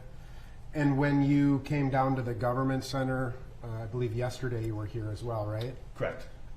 When you came down to the government center and you saw its current condition, what did you think about all of that? Frankly, I just looked like there's more construction on a building. Okay. It didn't make you feel safer or alleviate those? No, not at all. You just thought it was construction courtesy of the National Guard, right? Well, I mean, when you open up where we come in, yeah, the heart rate elevated a little bit, but not to an extent where I was nervous or scared or anything like that. Okay, But I think that's a normal reaction for anybody. sure. When you got the initial instructions yesterday in terms of your anonymity and remaining anonymous, did that address any of your safety concerns? That addressed it, Okay. perfectly addressed it. Okay. So you know that at some point it's possible that your name, I don't know when, but your name, if you were to serve on this jury, could be released. Yes. Okay. Does that cause you any concern? No. Now, ultimately, sir, again, our job is to find whether you're the right guy for this job, right? It's kind of like a job interview in a weird way. So I'm going to ask you a series of kind of general questions again. Can you think of in your personal or professional life or in any of your activities where you've had to you've been called upon to resolve a dispute between two people? Not necessarily in my personal life, just because over the past year, we've all been kind of isolated Sure. with the circumstances. Right. if I'm looking back from my professional standpoint, there was a time where I had to resolve an issue between one of our reps / employees and a customer. And I know most of us in society, you know, there's a saying, the customer is always right. I don't necessarily believe in that 100%, but I do believe it. And there was a dispute between a customer and a rep, and had to listen to both sides, because ultimately I wanted to jump right to, well, the customer's right. But I listened to both sides because they're both adamant.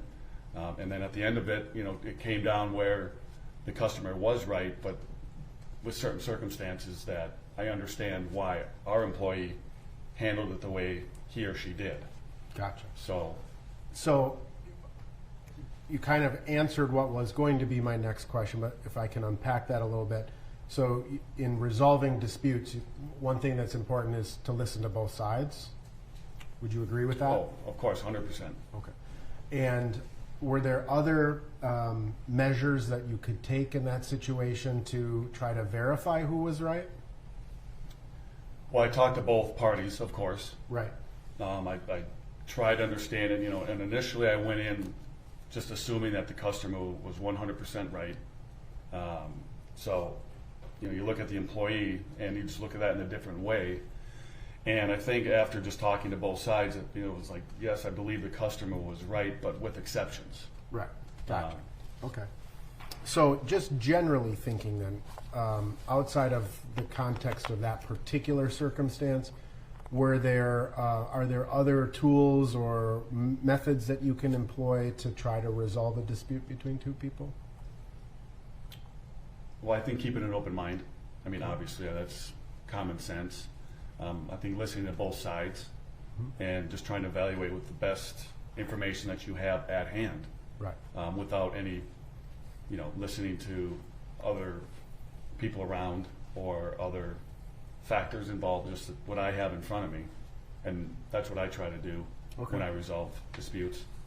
So if you're selected as a juror in this case, one of the things that you would be potentially having to do is try to resolve disputes between jurors, right? Or between how do we look at this piece of evidence. So take a hypothetical situation. Some piece of evidence comes in at this trial, and you think that this is the most important piece of evidence. But another one of the jurors looks at that same evidence, sees it completely different than you do, and thinks it's irrelevant, right? Or it's not a part of the equation. So the first question I guess I have is, how do you try to resolve that question over that piece of evidence? That's a good question. I don't know if it's my responsibility to try to persuade the other juror or person, or just take that information, what's in front of me, and base my decision based on that. So if I think it's the most important, somebody else thinks it's irrelevant or doesn't see that, I don't know if it's my job to persuade them or their job to persuade me, but for me to evaluate it based on what I see. Okay. Is it possible meaning you have a job to evaluate it for yourself on one hand, and you are going to have discussions about how important pieces of evidence are? Oh, of course. Right. I mean, I know if I sit on this jury and we go into deliberation, we are going to have those conversations. Right. And some of those conversations may be disputes, right? Correct. And ultimately, you know that any verdict that would be rendered needs to be unanimous. Correct. Right? So that means all 12 jurors have to agree. So the question becomes is, are you the type of person, let's take that example, right? You got this single piece of evidence. You're the only one now who thinks that this is the key. Are you the type of person who stands by his conviction, or do you simply agree with others for the sake of consensus? I would say that I'm more of a person that stands by my own conviction, because that's who I am, and that's, in my opinion, that's all you have as a person, regardless of where we are here today. But that's what everybody should have, their own conviction, their own beliefs. Right. And so ultimately, you understand that I don't think that there's going to be one single piece of evidence, right? Your job as a juror is to listen to all of the evidence. Can you do that? Of course, yes. You've already said you in the resolution of dispute, at least you understand it's important to hear from both sides. Can you hear from both sides? Yes. So the defense has no obligation whatsoever to present any evidence. We don't have to ask a single question. We don't have to do anything. We could sit here, right? And the burden still remains with the state to prove the case beyond a reasonable doubt. Are you okay with that? Yes. So if Mr. Chauvin didn't ask a single, or through me did not ask a single question, didn't submit a single piece of evidence, would that affect your, in other words, you're not hearing from the other side, right? Right. How would that impact your decision-making process? It wouldn't affect me because of what you just said. If you're not obligated to do that, you don't need to, so I don't think that should affect me at all. Now, can you think of a circumstance in your life where you've been 100% convinced you're right, only to later learn you were in fact wrong?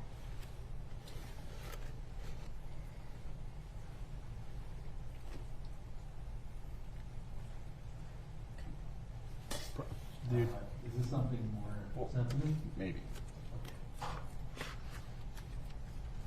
I am going to Find under Minnesota Rule of Criminal Procedure 26.02 Subdivision 4.4, matters to be discussed are deeply personal for the juror, and we will go off audio. What that means is we're shutting off the audio being broadcast outside this room.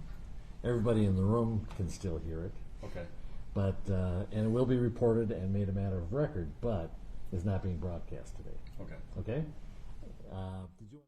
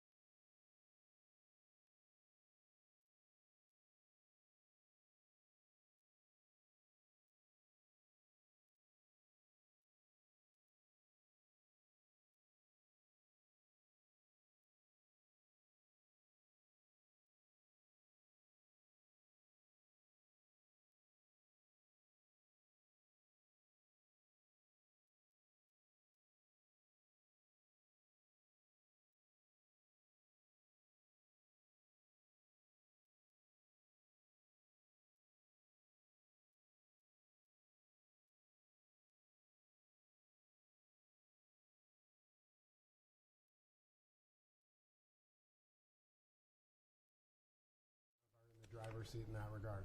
All right. And we are back on audio. We're going to do everything we can to obviously maintain that anonymity, right? Thank you. And so, all right, I think I've asked all my general questions. So let me ask you a few questions. Again, not trying to trick you. I know you haven't read this in quite some time.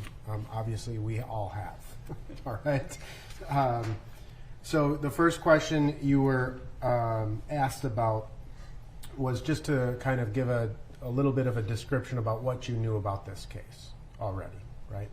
So it's fair to say, sir, that you were very or at least familiar with this case before filling out this.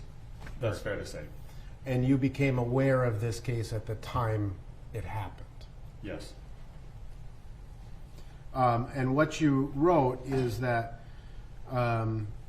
in part, was that a knee was placed over his, meaning Mr. Floyd's neck, which limited his breathing, and he shortly passed away after that. Right? So in terms of the phrase, limited his breathing, Was that information that you got from the media? Was that based on what you perceived in any of the videos, or how did you come to that conclusion? I came to that conclusion because of the small clip that I saw where he was saying, "I can't breathe." So that's where I drew that conclusion. Okay. From that specific clip. Okay.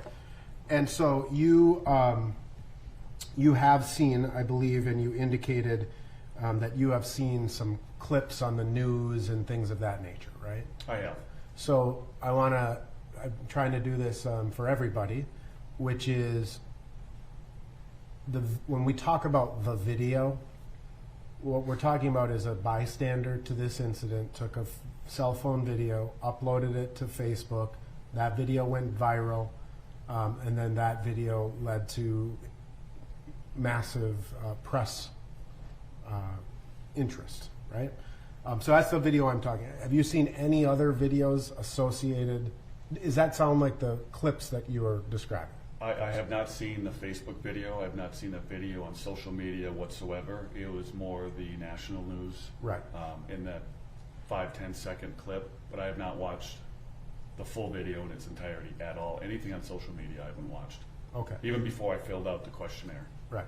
And so that was kind of a follow-up question, but I'm assuming you're a consumer of the news to some degree, whether it be on your phone or on the television or maybe not in the print form anymore.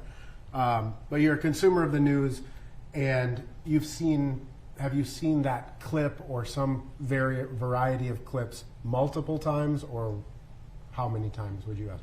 I mean, at some point when you watch the news, it's kind of hard not to see it. Right. But I would say 1 to 2, 3 times tops.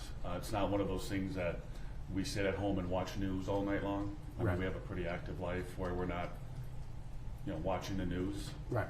Okay. Fair enough. Now, you were asked your opinions as to my client and Mr. Floyd, and I believe that your response to both was the same. You checked that you were neutral as to both, and you wrote, "I don't have all the details of what actually happened." Why did you write that, and why is that important to you? I put it neutral because I've never met. You only talk to both as individually or separately. Both. I've never met Mr. Floyd. I don't know his background, so I don't know who he is. I've also never met the officer, so I don't know his background, what's in his head and what's in Mr. Floyd's head.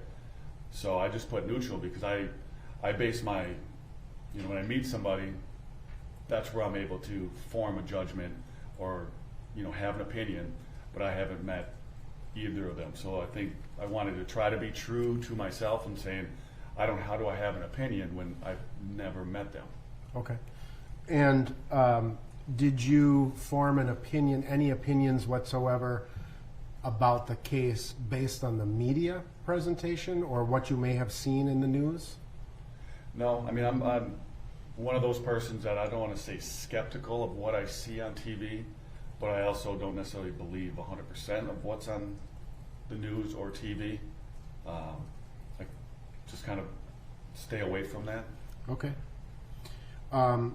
There was a question in the questionnaire that reads, "Have you ever talked about George Floyd's death with your family, friends, or coworkers, or discussed it online, for example, on social media?" It appears that you checked the box no, but then scribbled over that and then checked yes, and you wrote, "We discussed mostly about the riots that took place after, but didn't about his death. Conversations were with immediate family." Would that still be accurate? I mean, yeah, and I think I crossed off when it's like talking on social media. I Okay. didn't talk about it on social media, so when I read that, and yeah, we, in passing, we have brief conversations. We're not a very political family that talk about politics when we get together. I mean, we're just more like, let's get out, have some fun, have some beers, have a good time. We did, just with living in Minneapolis, not living in the surrounding area of Minneapolis, but living in Minnesota, we talked about the aftermath and what happened, and it was kind of hard not to talk about. right. Yeah, and that's fair. Again, everybody is entitled to their opinion, right? And that's not our job here, is to question the validity of your opinion. Our job is to determine, if you have formed an opinion, can you take that opinion and set it aside and fairly and impartially judge this case based on the evidence that you see in court? Can you do that? Yes. You were asked a question about whether you believe the community has been negatively or positively affected by any of the protests that have taken place in the Twin Cities area since George Floyd's death. And you wrote, yes, negatively. Can you explain that? Yes, I personally don't live in Minneapolis, but if I was speaking directly to the community within Minneapolis, I think it would be hard to say that what's happened over the summer positively influenced or was good for Minneapolis. With everything that was going on for whatever reason, I don't think that's positive. So I did definitely think that affected it negatively. I also look at it from a business owner's standpoint, where it may have affected a lot of different business owners. I mean, obviously, if everybody saw what was happening, I don't think that was necessarily a positive thing, in my opinion. So let me, if you don't mind, let me just kind of explore this with you a little bit. Is there anything positive that came out of it, in your opinion? I don't believe so. Okay. So I think that, if I go back here, the question is about the protests, right? Would you agree that there is a difference, or maybe would you agree or disagree? There's a difference between protests and rioting. 100% difference between Okay. protesting and rioting. Right. And obviously, would you agree, well, let me ask you, would you agree that there were both protests and riots that occurred after Mr. Floyd's death? I would agree with that statement. All right. The question was asking you about the protests, and I know that people kind of jumped to the riots. So in terms of the protests, is there anything positive that came out of?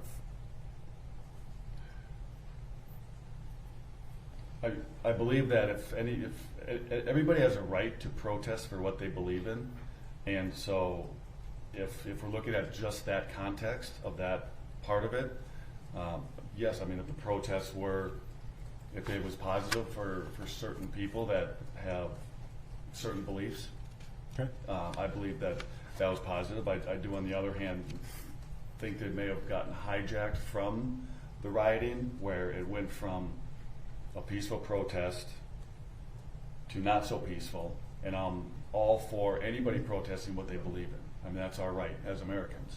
Okay. Well, again, without referencing what your specific business is, but it's fair to say you're a business owner, right? That's correct. And I would assume that your business was affected by some of the COVID-19 restrictions and shutdowns? That is correct. Okay. And were you familiar with any of the protests associated with the governor's orders as they pertain to businesses and restaurants? Somewhat. I don't know if it was televised as much or if it was talked about as much. Did you participate in any of those protests? No, not at all. Okay. There was a page on here that had a series of statements labeled A through L. And they're just sort of these blanket statements, and then you were asked to kind of rank from 1 to 5 the level of your agreement or disagreement with that statement. Again, I don't expect you to remember all of them or what your answers were, but there's a couple of them I need to ask you about. Okay. The statement is made, discrimination is not as bad as the media makes it out to be, and you somewhat agreed with that statement. Can you explain your thinking in that answer? Can you repeat that? Sure. Discrimination is not as bad as the media makes it out to be. I don't believe it is. I think the media tends to hype things tremendously on some aspects. in my personal life, I have friends of all backgrounds, and I don't see it. And, I'm just going based on what's in my life. And I do believe the media does tend to hype things, whether it's about discrimination or any aspect of things. Or even potentially COVID-19 Or restrictions? COVID-19, I mean, a lot of different things. I think, and I'm not saying they do that for everything. I'm not a conspiracy theorist by any means whatsoever. I do believe sometimes in some aspects of the media, it is overhyped when it doesn't need to be. Okay. So would that, the next question was, blacks and other minorities do not receive equal treatment as whites in the criminal justice system, and you somewhat disagreed with that. Is it the same rationale, or, I mean, it doesn't involve the media, but why would you somewhat disagree with that proposition? I've never really been involved with the police. I don't personally see it. I don't think that's necessarily a 100% honest statement. Okay, fair enough. Now, the one question I had was, this one statement reads, I support defunding the Minneapolis Police Department, and you strongly agreed with that. I should have been strongly disagreed. Okay, so that was an error on your part? That was an error. I strongly disagree. Okay. One question reads, because law enforcement officers have such dangerous jobs, it is not right to second guess decisions they make while on duty, and you somewhat disagreed with that. Can you explain that? Can you repeat that again? I sure can. Because law enforcement officers have such dangerous jobs, it is not right to second guess decisions they make while on duty. I somewhat disagree with that, because I feel just because they're police officers, they should be held to a high standard, especially with their training that they've had. I think just because you have a badge doesn't give you, free pass on anything. And if there are certain instances where they should be questioned or should be looked into, I think that's a fair and reasonable statement.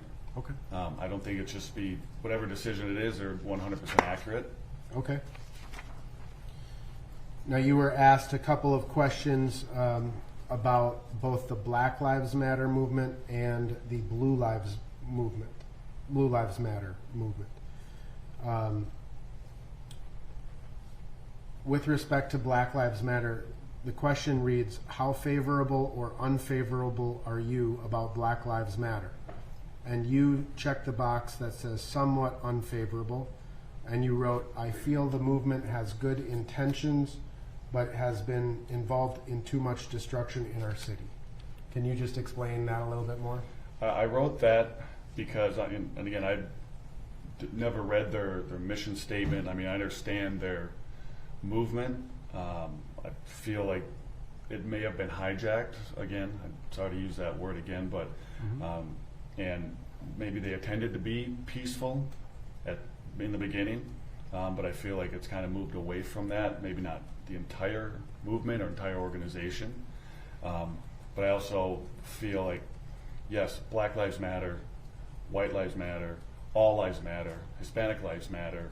I feel like all lives matter. Okay.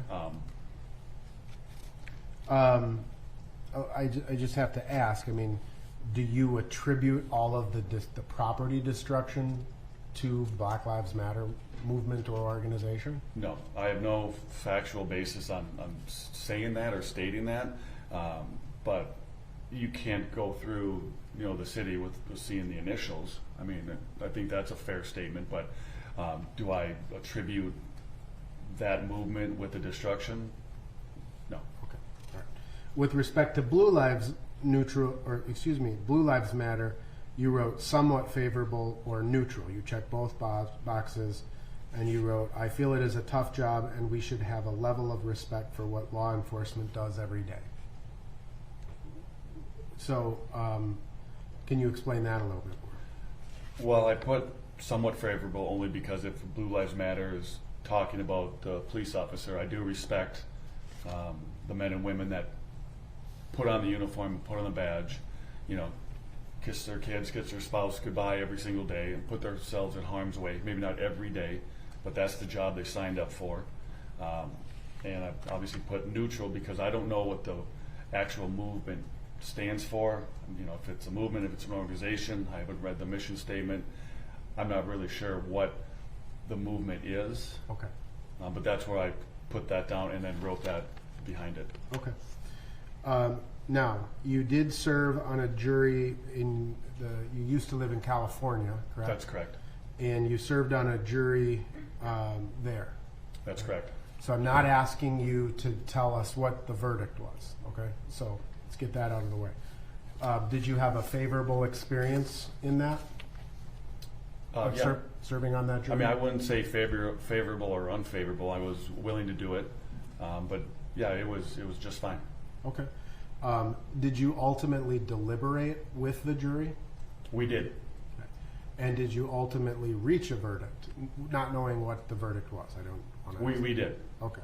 Now, so you have some experience in serving on a jury, That is correct. right?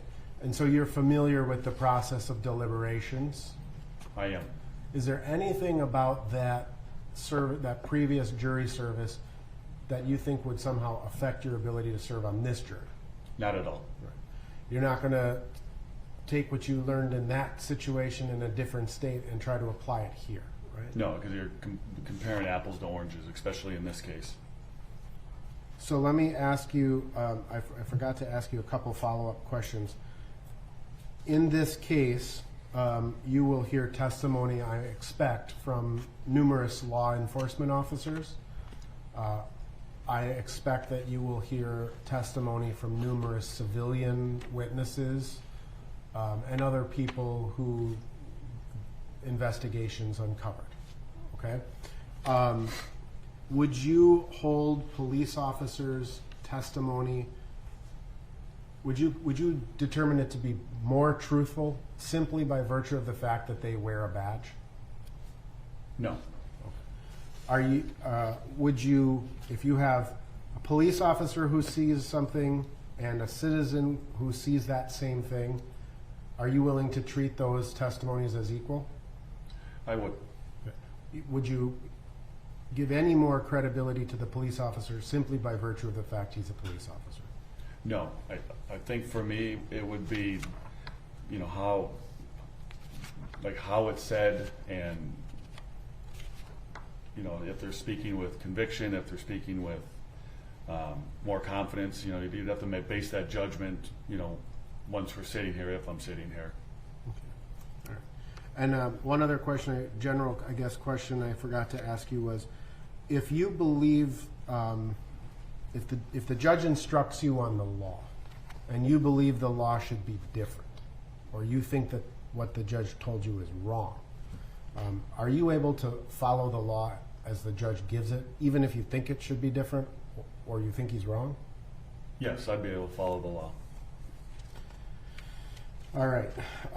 The last question was, do you want to serve as a juror on this case? And you checked the box, not sure. And you wrote about your concerns about, you know, the lack of anonymity or the fact that your name could become public. Do you still have those concerns? I don't have those concerns anymore. Okay. And so, are you willing to serve on this jury? Yes. Is there anything, partiality or anything of that nature? No. If I may have a moment here.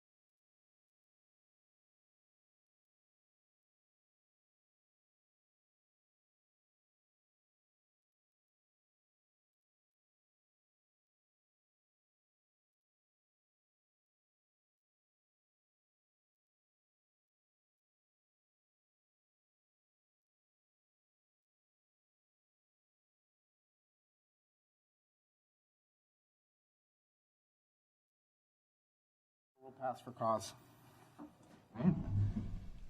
Mr. Swisher.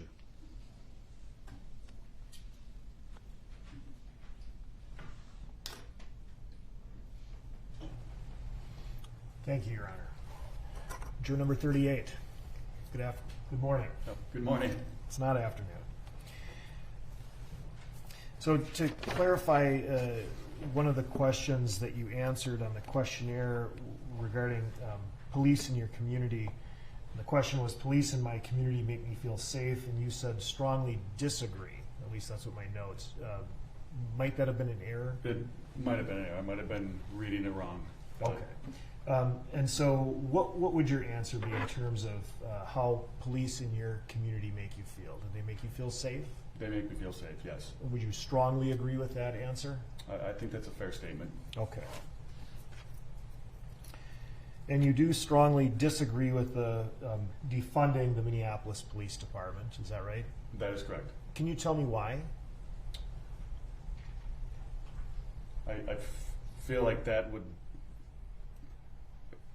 Let me back up. I feel like police are hired to make the streets safe, make people safe, make people feel comfortable, and I think defunding that would kind of set a bad example, not necessarily for police, but for people that are in need. And if somebody is called upon and call the police, and if there's, because of limited funding, there's limited police officers, and the time to get to the call takes longer than it should.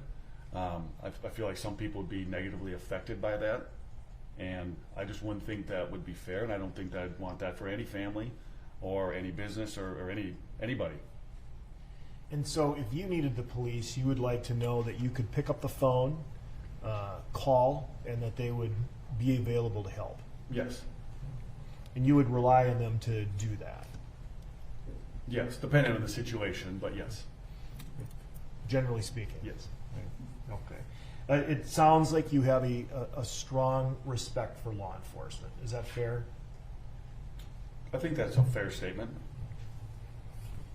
Have you ever had any negative interactions with law enforcement? I have not. Or any friends or close friends or family members have a particularly negative No. experience?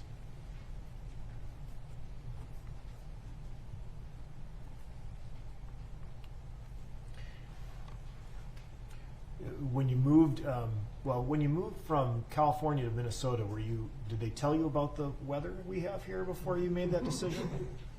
Well, unfortunately, I married a Minnesota girl. That happens to a lot of people. Yeah. So here you are.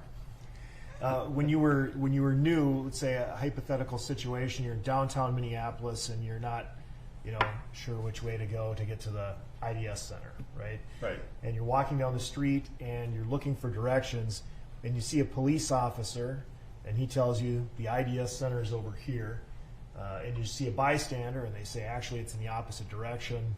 Which way do you think you'd walk?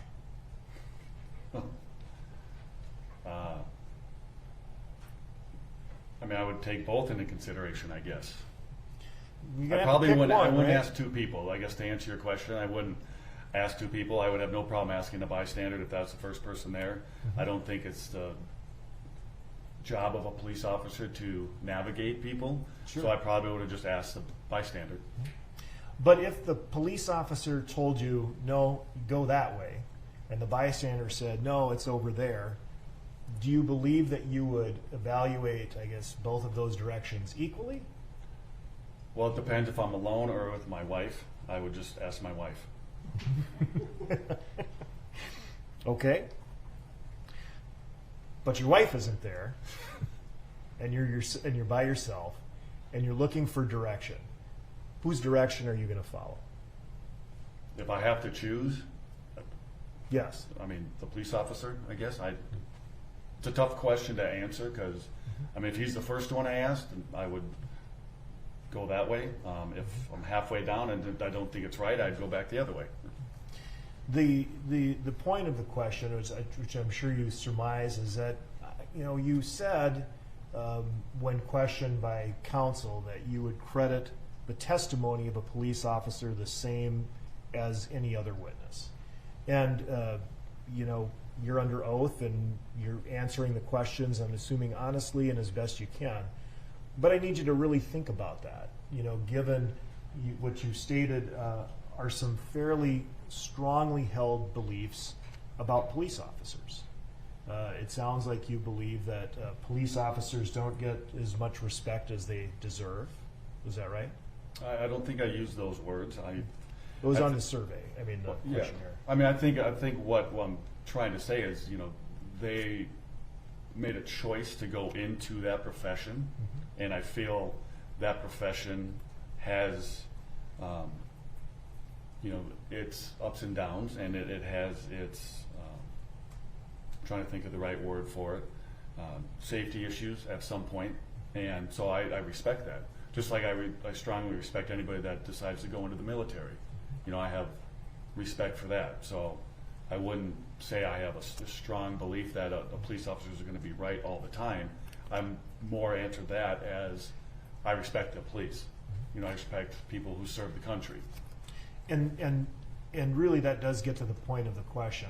Believe me, I'm not challenging whether or not it's right to have a strong respect for police officers. What I'm asking you to do is, given those beliefs that you have, really evaluate whether you could fairly, evaluate a case.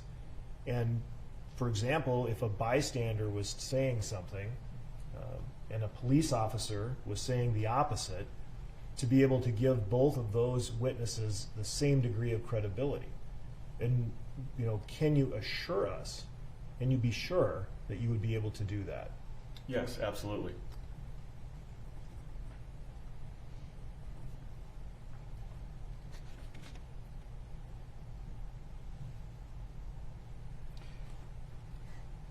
I wanted to follow up a little bit about the, you did express some concern about serving as a juror in this case because of the high-profile nature. And I think that what you said was that it could possibly put your, put your family in harm or in harm's way. Do you remember saying that? Yeah. Can you just tell me what harm do you think, what specifically were you thinking about in terms of harm as a result of publicity? Well, I would just, when I put that down, I didn't know we would be anonymous. And with, the social media, the information that can be out there quickly, rapidly, and extensively, just didn't want anything coming back to myself or my family.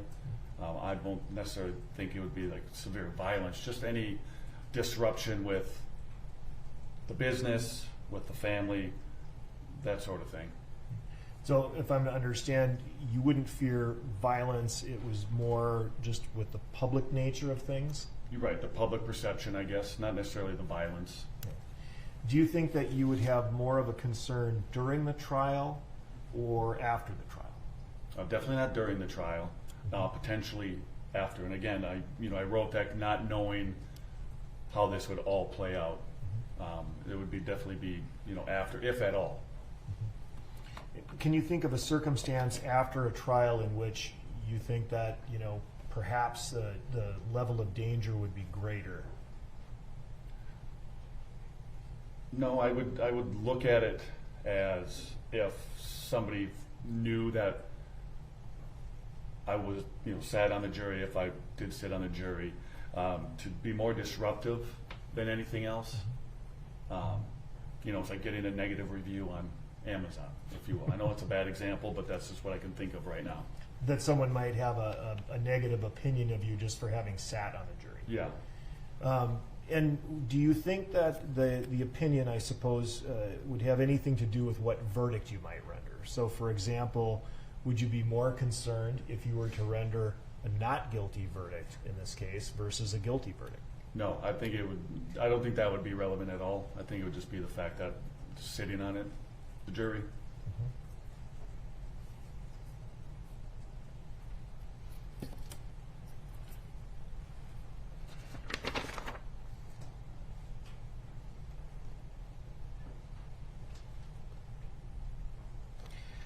you indicated that you did discuss with family members mostly about the riots that took place after George Floyd's death. Is that right? That's correct. Can you just give me a little more detail on what you would have discussed with family members and what views were expressed? Well, for example, just sitting down and seeing, like, have you guys seen what's happening to downtown Minneapolis? Can you believe it? And just the extent of it, and being here and watching this, you don't see that very often. So, just the initial reaction was kind of like the shock, like what's happening, and that was it. We don't, we don't spend a lot of time talking about it, or we did. More of a 30, 42-minute conversation, second conversation. And I'm assuming that the conversation would have taken place over a series of days as things didn't calm down right away. Yeah. Did you avoid going into the city of Minneapolis during that time? Well, during when it was happening? Yes. Oh, yes.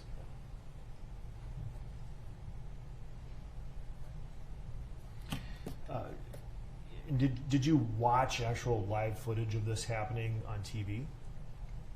I mean, I've seen live footage. I mean, yes, we watched it. We wouldn't, come home and sit and watch it for hours on end. But yes, we could. We would definitely seen it and watched it. From what you were able to see and observe, were you able to determine who or what groups were responsible for the riots and the damage? No, I mean, I have no group. It was just more of it happening, if anything else.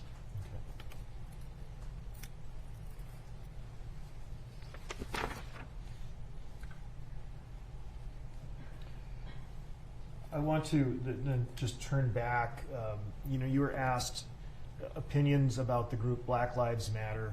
Council asked you some follow-up questions related to that. And when you were talking about the group and the somewhat unfavorable view you had, you said that you feel the movement has good intentions, but has been involved in too much destruction in our city. And that second part of it has been involved in too much destruction in our city. Can you please explain what you meant by that specific destruction? Well, I just think with the rioting or all the burning down of I don't say burning down, that's the wrong choice of words, but the vandalism of the city, and seeing the letters BLM, whether that organization did it or not, it was kind of hard not to not see those. So not accusing that organization of actually doing it, but it was hard not to see those letters. So that's why it was like somewhat unfavorable if they were involved in it, or if any faction of that group was involved in it. I don't think that's necessarily a positive way to portray what you're trying to come across, or portray what your philosophy is and what your goal is for that movement.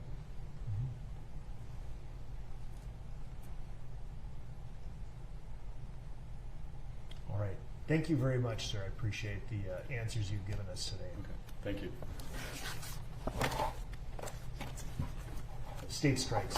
All right, thank you.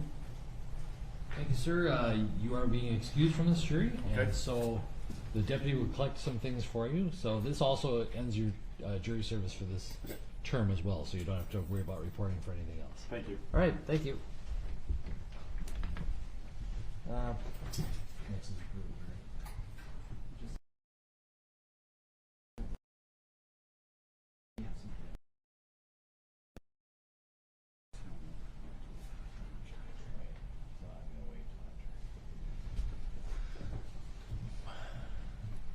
All right, it does appear that it's about a couple minutes to noon.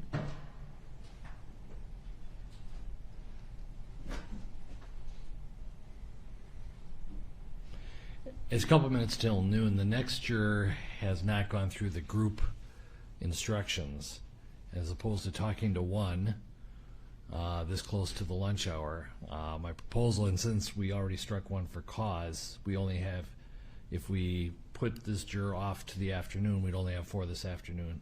So my inclination is to recess for lunch, come back at 1:15. The other jurors are scheduled to arrive by 1, and with the jury orientation, I think it's, assuming everybody's on time, we could start at 1:15. So let's shoot for that. If we have some stragglers who we need to postpone past 1:15, but let's shoot for that as when we reconvene 1:15, and we'll tell this juror that we have lunch for him, and that we'll do it at 1:15. All right, thank you.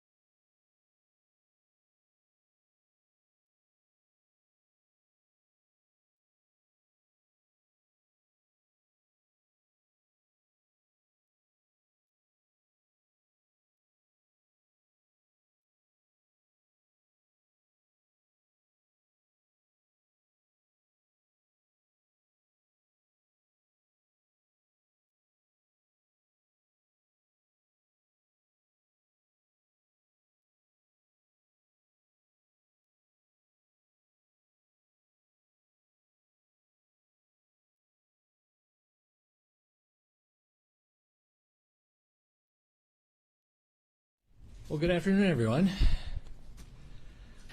First, can you all hear me? If not, we'll provide some hearing assistance devices. Okay, I'm getting a lot of nods and thumbs up, so I think we're good.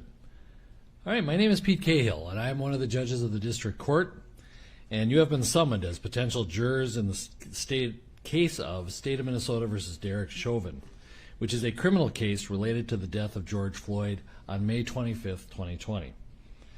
A person charged with a crime has a right to a fair trial before an impartial judge and an impartial jury. In order to make sure that the jurors who are selected are impartial, the law provides that the court and the attorneys for the parties may ask questions to all prospective jurors, which must be answered under oath. First, thank you for filling out the questionnaire that was mailed to you. We appreciate that. Your contribution to the important and serious matter at hand is best assured by continuing to provide full and complete answers to the questions that you'll be asked today. These questions will follow up on issues from the questionnaire and probably other topics. Now, after the questioning is over, the attorneys will have the right to excuse some of you from service on this jury, and I may excuse others of you for what is called cause. In either case, it does not mean that you are not a fair person, and you should not take offense in being excused. I also ask that you not take any offense at any question you may be asked. We must pry, at least to some extent, in order to explore opinions you might hold and to hear about experiences you have had that might affect your ability to serve in this case. Now, the defendant, Mr. Chauvin, has been charged with murder in the second degree and manslaughter in the second degree. In the normal course of the trial, charges might be added to or subtracted from these charges, but those are the charges as it stands. To the charges, the defendant has entered a plea of not guilty, which is a denial of each and every material allegation in the charges. And I'd now like to have the parties introduce themselves to you to see if anybody recognizes anybody in the courtroom. First, on behalf of the state.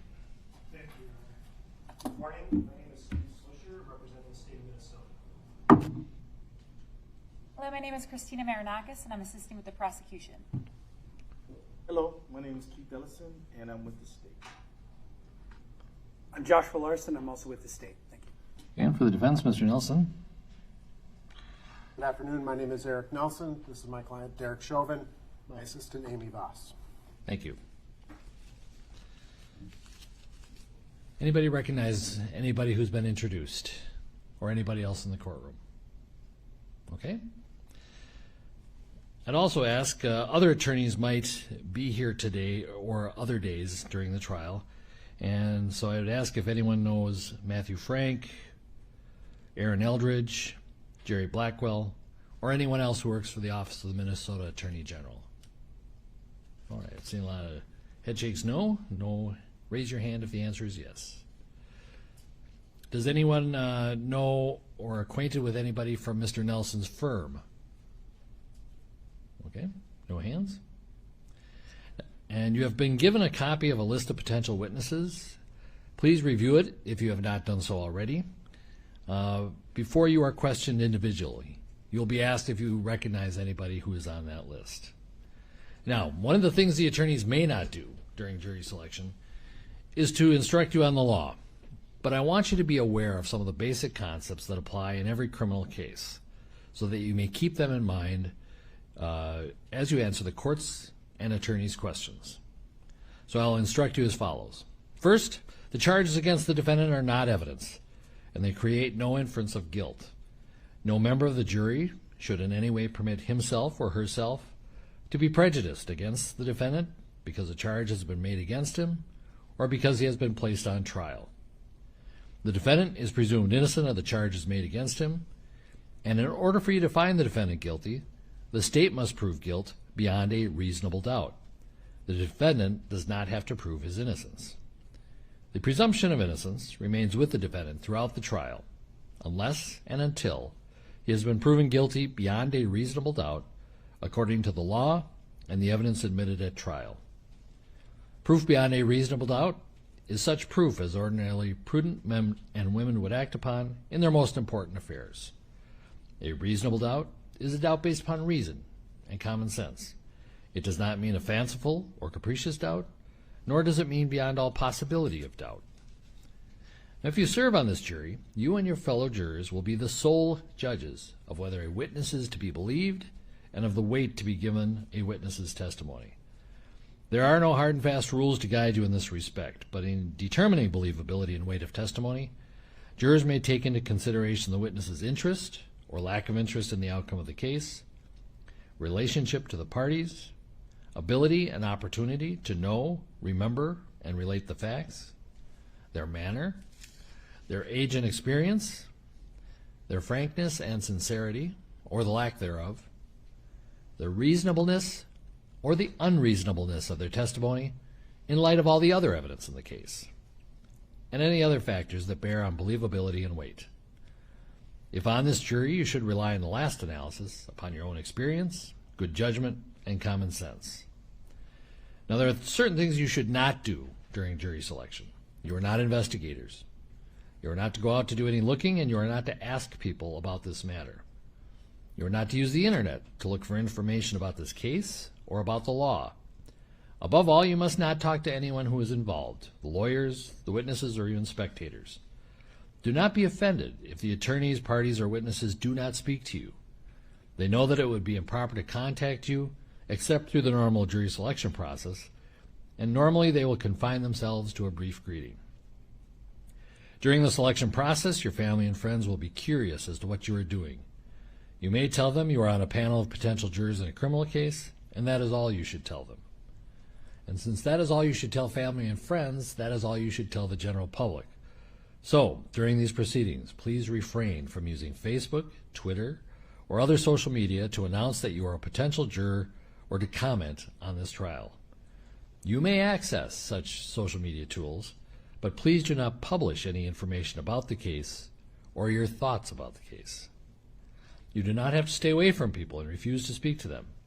Do whatever you wish, but do not talk about the case. And above all, do not talk at all to anyone involved in it.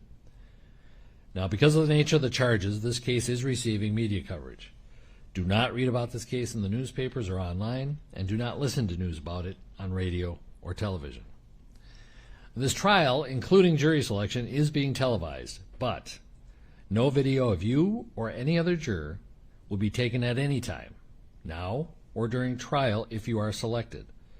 Also, your name will not be used in the courtroom. You will only be referred to by your random number.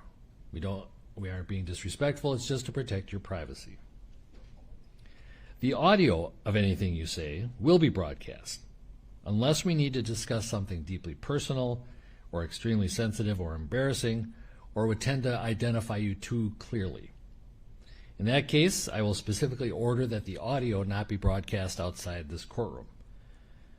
In that case, you will still have to answer questions that will be on the record, but without that audio or video broadcast. Now, with the exception of juror number 39, we'll have you wait in another courtroom until it is your turn to be questioned, and you'll go with a deputy to be escorted back there.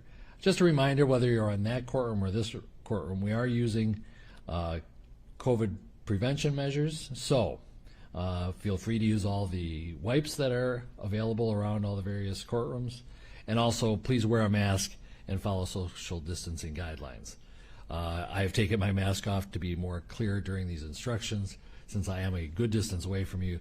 But when we start individual selection, I will take my mask, or my mask will be back on. So with that, juror number 39, you may remain, and the remaining jurors, please go with the deputy.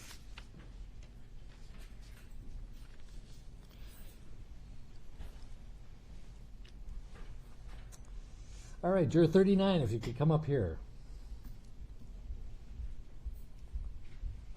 And if you have a seat right next to me.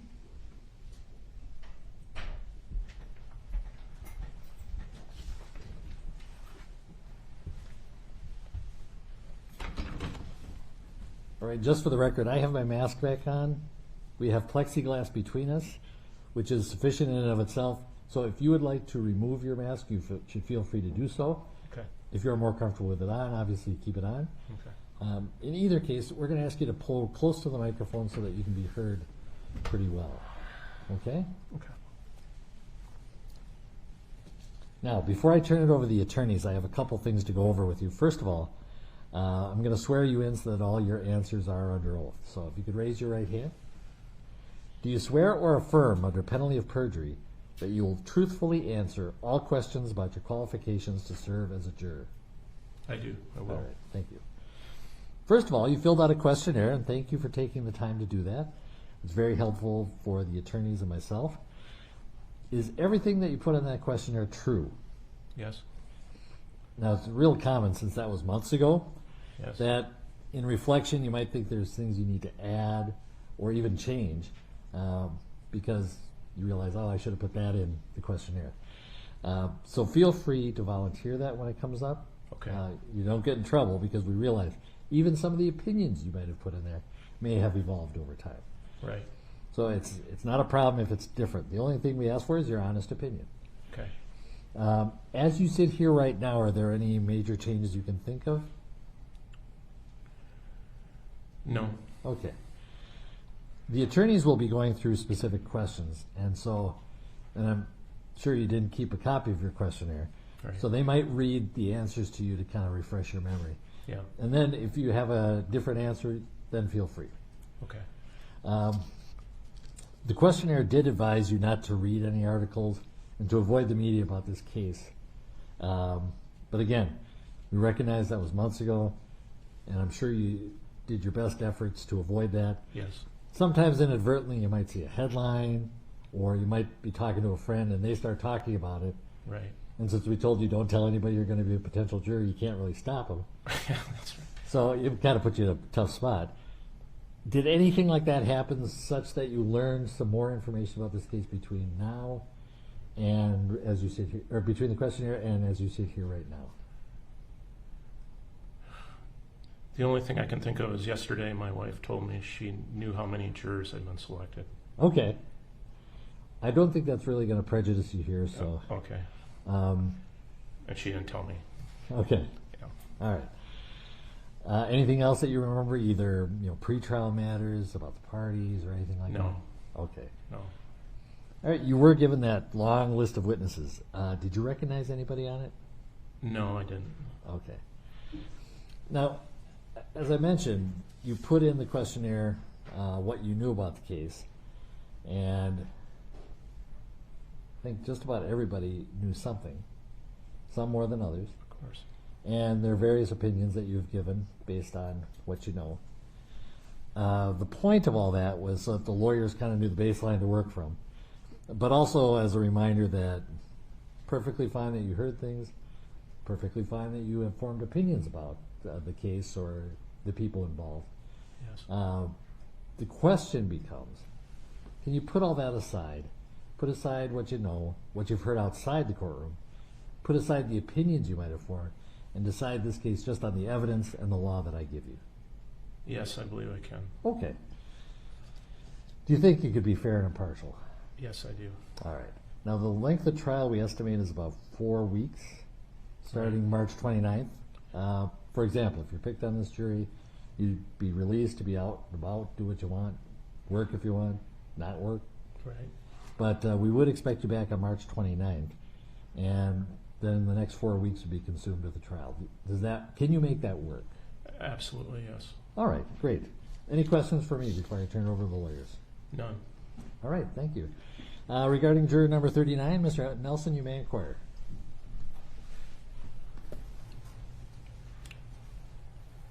Good afternoon, sir. Good afternoon. Thank you for your time here today and for coming in and your patience as we work through all of this. So I'm going to ask you a series of just kind of general questions to get to know you a little bit better, and then I'm going to circle back and talk about your questionnaire. Okay. I understand it's been quite some time since you've written these responses. Yeah. I'm assuming that you don't remember every single thing you wrote. No, I don't. All right. So as I go through them, I may read some parts to you. Please do. All right. And I'm not trying to trick you or No, anything. I realize. We're certainly trying to just see if you're the right person for this jury. Yes. Okay. So if I were to meet you in some social situation, a party, an event, and we engaged in conversation, I walk away from that conversation, what are a couple things about yourself that you would want to communicate to me, you'd want me to know about you?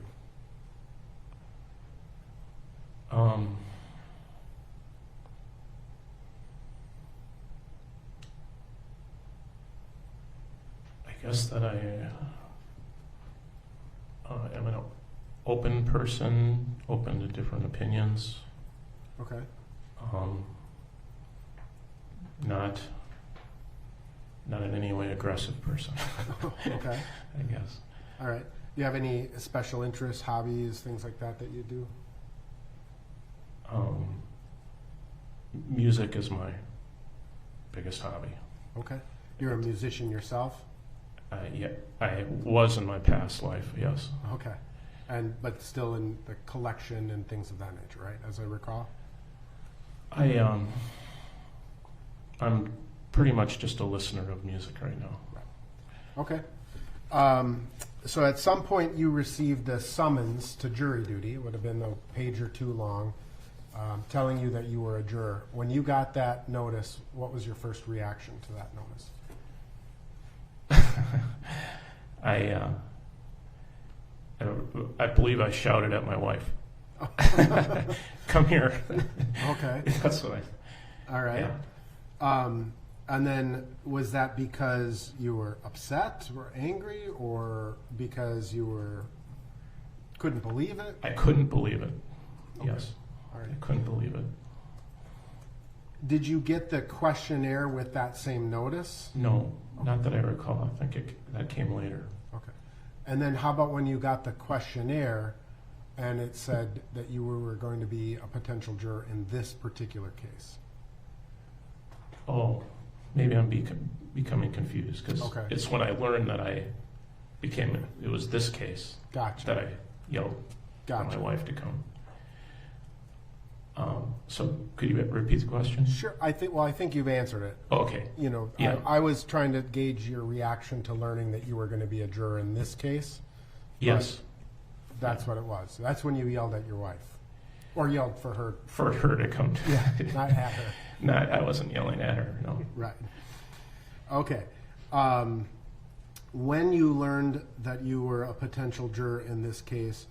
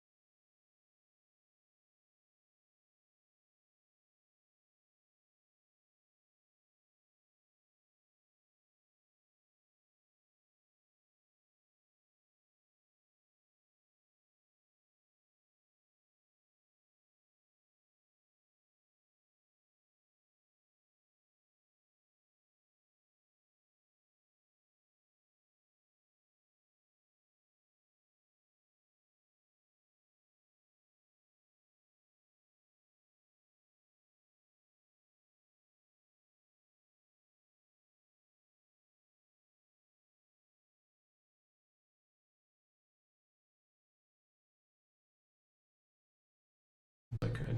right.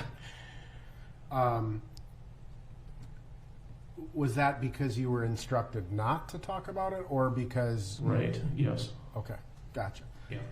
I mean, and it's your wife, right? It's my wife, yes. And fair to say you had you're not in trouble if you talk to your wife about your concerns or any concerns she might have. That's right. I had the first line of that letter said, "Don't tell anyone what's in this letter," she probably wouldn't have known. Okay. But the problem was that sentence was later in the letter, as I recall. And by the time I'd gotten there, I'd already told her. Gotcha. So it seems to me that there are things you hide from your wife. Well, I don't know about that. All right. So how about when you came down to court? Today's your first day here, right? Yes. And you saw the current status of the government center. Yes. What was your reaction to that? Like, what did you think? I thought it was perfectly reasonable and it was the right decision. Did it help you to feel more comfortable so that you could reassure your wife about your safety during this process?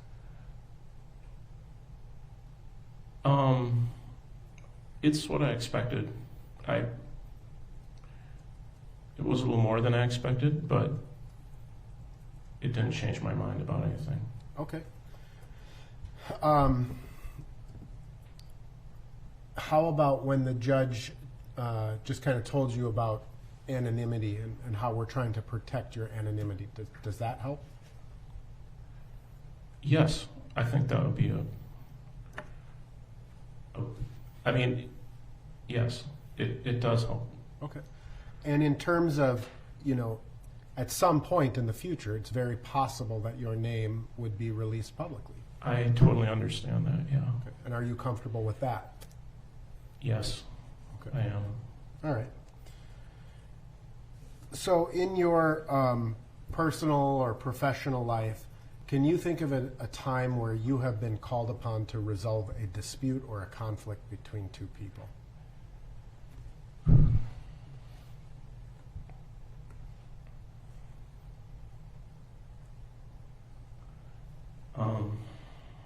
Let's see.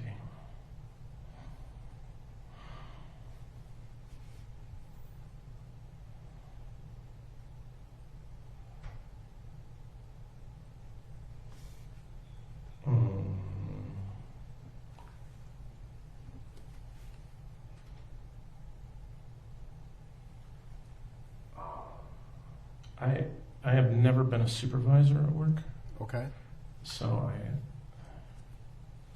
Well, how about like two friends? They get in an argument and they're like, hey, juror number 39, come over here and help us get to the bottom of this. Last year I was involved in the Hennepin emergency response, and I worked in a situation where homeless people were in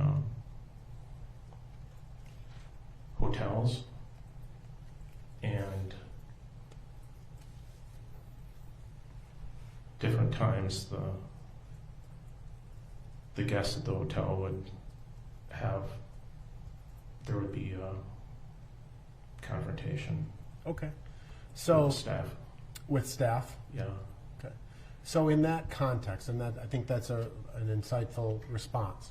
In that context, what tools or efforts would you do to resolve that would you utilize to resolve that conflict?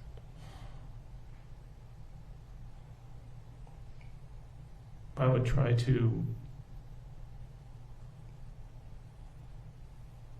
bear the brunt of the person's anger and remove the staff member, put myself between that person and the staff member. So these were more physical confrontations? Not physical, no. Okay. No. But like verbal? Verbal, yeah. Okay. So you would kind of just put yourself in the middle and... I would try to, I try to take responsibility. Okay. In your personal life, have you ever, or can you think of a situation where you have had to take two sides of a story and decide which person is telling the truth?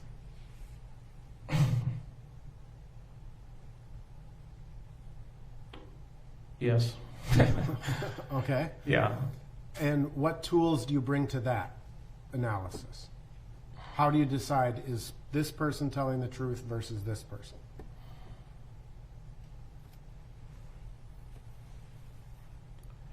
I try not to take sides. I try to get to know both people and sometimes I'll never know. I'll never know who's right. So that's an interesting statement. Are you comfortable with not ever knowing who's right? With that? Sometimes I have to be. Okay. In the situation I'm thinking of, I just have to be. Okay.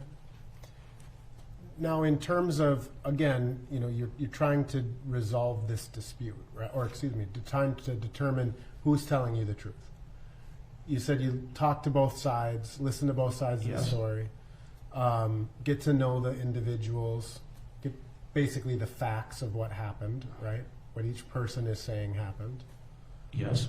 Would there be other things that you could use or that you would consider as important in helping you to decide who is telling the truth?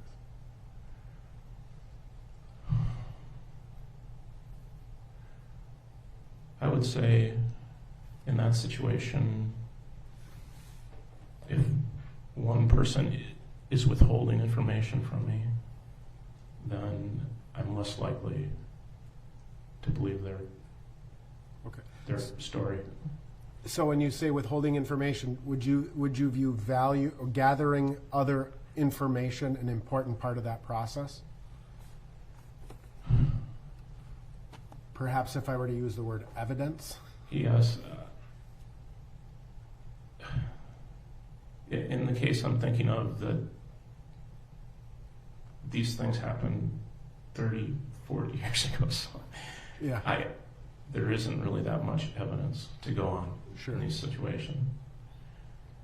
Okay. But would you view that as if there's evidence supporting one? Oh, I have asked for evidence. Yeah. If there was evidence, that would be important. Okay. Would you consider talking to other people who may have been there or witnessed it themselves, whatever this situation is?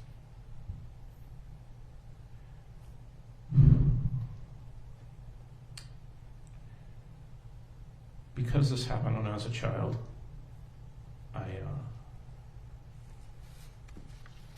really don't know those people anymore. Okay, all right. I guess, you know, just in general, if you were a juror member, it's getting to be a long day. If you were a jury member here in this case, right? Mhm. Evidence will be introduced into this trial. Yes. Right? And you may take one piece of evidence and assign it a particular meaning. Yes. And that meaning may be very important to your analysis of this case, right? Yes. But one of your fellow jurors may look at that same piece of evidence in a completely different way than you, right? And ascribe it a completely different meaning. Okay. And it's a hypothetical, right? Yes.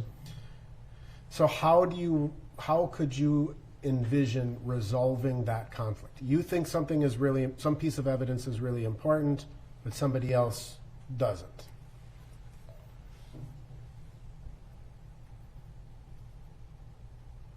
The same piece of evidence. Exact same. We're looking at the same thing and seeing two completely different things. Right.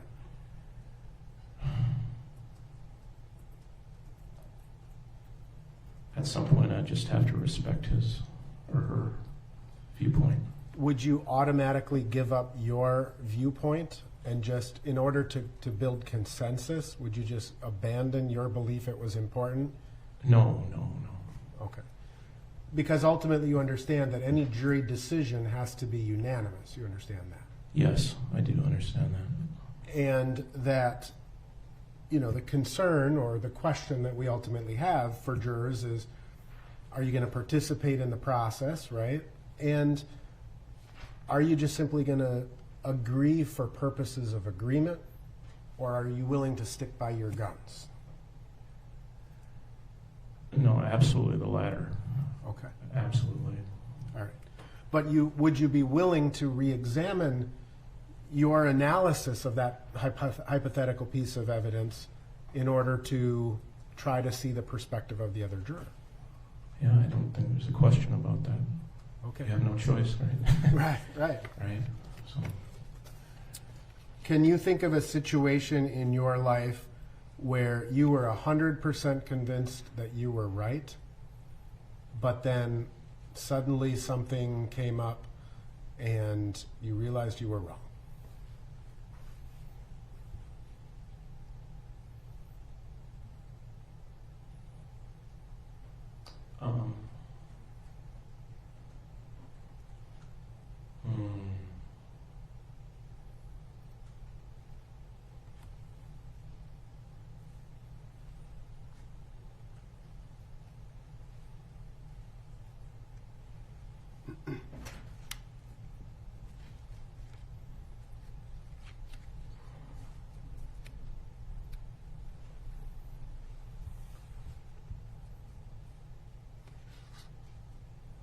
I'm trying to think of something, but And it's, blanking out. yeah, it's okay. I mean, do you think it's possible that you've had that experience in life, maybe without a concrete I think it's example? hard to go through life without having that experience. I'm just having a hard time thinking of one.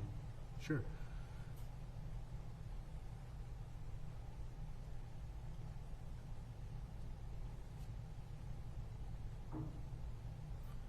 Well, let me just put it in the abstract rather than having a concrete, specific example in mind.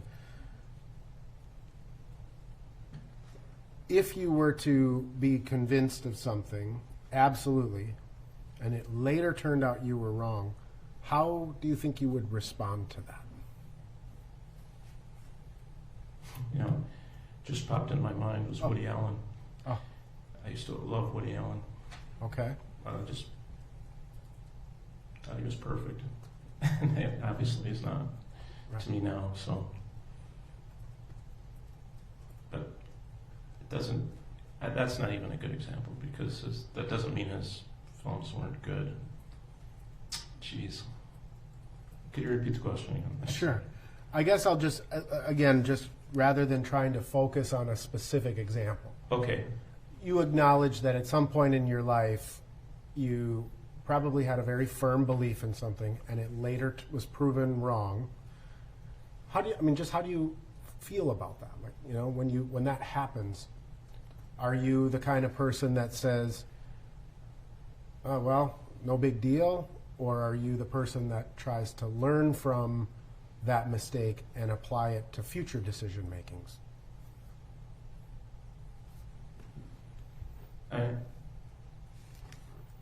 I hope I'm a person who could do that. You strike me as someone who's quite reflective. and I appreciate that, right? I really appreciate the thoughtful responses that you've given us both in the questionnaire and here today. So, and I'm not, I'm not making light of that. I just want you to know that. So, let me ask you some questions about your questionnaire, if that's okay? Please do. Okay. I'll try to, it'll be a little less esoteric and more concrete. One question I had is, what is the Hennepin Emergency Response? Is that a volunteer organization, or is that? That was Hennepin County. I apologize. You're, yep, we're going to move on from there. Okay. The first question in the questionnaire asked you to write down what you remembered hearing about in the media about this case. Yes. Okay. And you wrote a lengthy paragraph based on some of your recollections or what you had seen in the media. Okay? Yeah.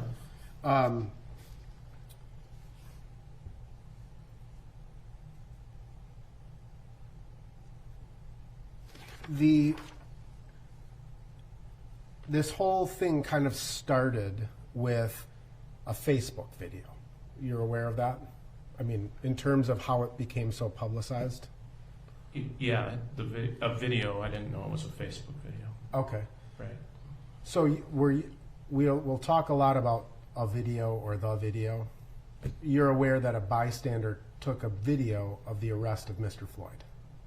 Yes. Okay. And the bystander circulated that video through social media. It went viral and hit the news, right? Yes. Okay. Is the video, you said that you've watched a video of Mr. Floyd's death on the news or internet 2 to 3 times. That's what you estimated back when you filled this out. Sounds right. And what I want to make sure we're talking about the same video. Yes, yeah. That's why I'm asking these questions.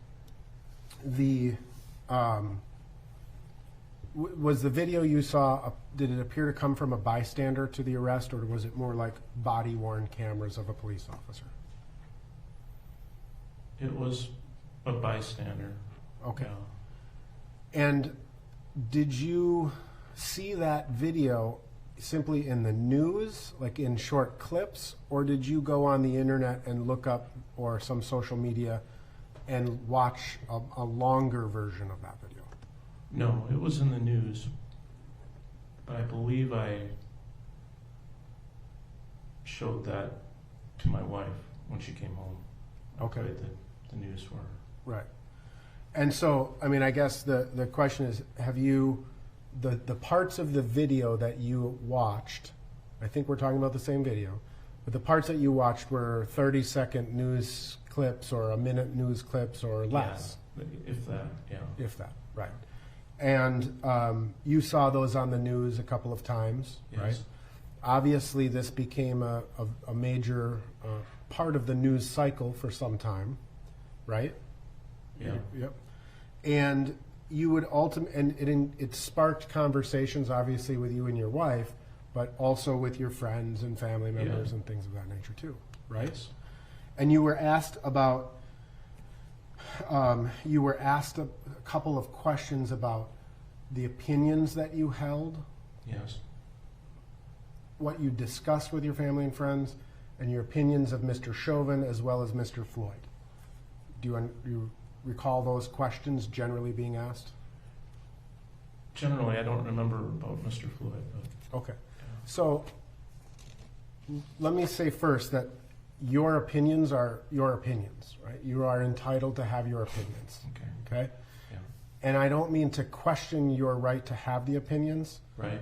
but ultimately what we need to know is, will those opinions have an impact on your ability to serve as a juror? Does that make sense to you? Yeah. Okay. And whether or not you can set aside your opinions and judge this case on the evidence that's presented. Do you understand that? Yes. And you can agree to do that, do you think? Yes. Okay, great. Yeah. So I got to ask you about a couple of your opinions. Okay. The question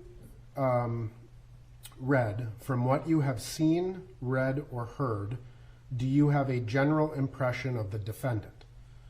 And it gave you some check-the-box options of very negative, somewhat negative, neutral, somewhat positive, or very positive, or other. Uh-huh. And you check the box very negative. Yes. Right? And the asked to explain why, you wrote, I base my feelings on images of the incident that were filmed by a bystander. What I saw were the people who treated a citizen as an enemy combatant worse than an enemy combatant. Yes. Okay. Can you, what do you mean by that? My reaction when I saw the video was, it reminded me of like a war scene, like an image from a war. What popped into my mind was images of World War II. Okay. And as a result of what you saw, you formed an opinion that was very negative about Mr. Chauvin. Yes. Okay. And then in the conversations that you had with your friends, coworkers, family members, you wrote, I have expressed the opinion that it was an outrageous incident and that the Minneapolis police need to be rethought. That in this instance, the police were behaving more like an occupying force than a police officer. Yeah, that's what hit me. Okay. And so I guess I have a couple follow-up questions on that. Were those thoughts specifically directed towards Mr. Chauvin? No,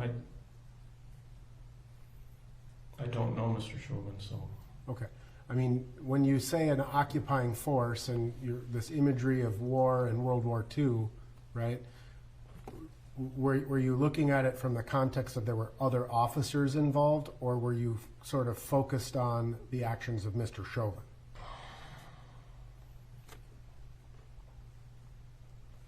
I was focused on what I perceived to be a lack of respect for life.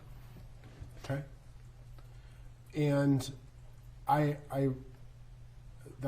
appreciate your opinion. You're not the only person who's come into this courtroom and had that same opinion. Okay?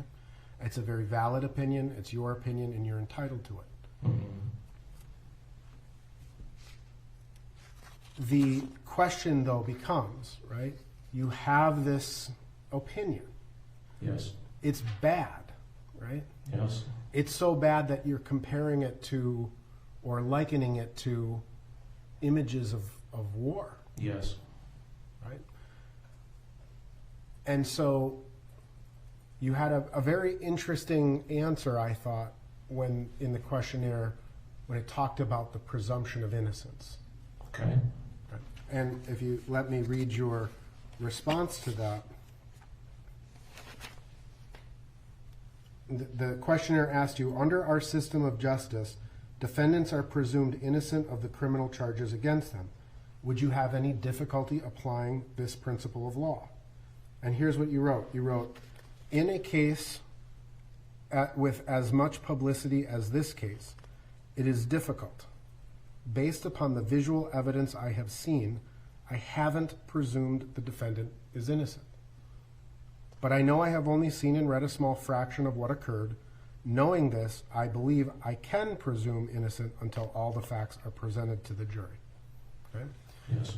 So it strikes me in your reflection on this case that you have some struggle with that concept of law, or applying that principle of law in this case, based on the opinions that you had previously formed.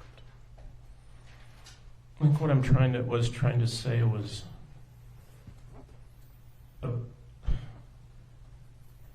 a video is not really much evidence. Okay. I mean, it's powerful. Visuals are powerful things, but it's just the tip of the iceberg of what people involved, or what everyone, what you know, what I think that's what I was trying to say. That. Well, I mean, just if I had to judge on just that small piece of evidence, it would be hard for me to say not guilty. Right. But I can acknowledge that there's evidence that would prove not guilty. Okay. So as the criminal defendant in our country, Mr. Chauvin has no burden. He does not have to prove any evidence. He does not have to ask a single question of any witness. That's true, yes. He does not have to testify. Yep. And so you can adhere to those principles of law? I believe I can. So there's every juror who's come through has said, I believe I can. But the question is, you have very strong opinions, right? You know, a very negative first impression, so to speak. Can you basically clear your brain of that, a clean slate, and start from the beginning, analyze this case only on the evidence presented in the case, essentially abandoning your opinion?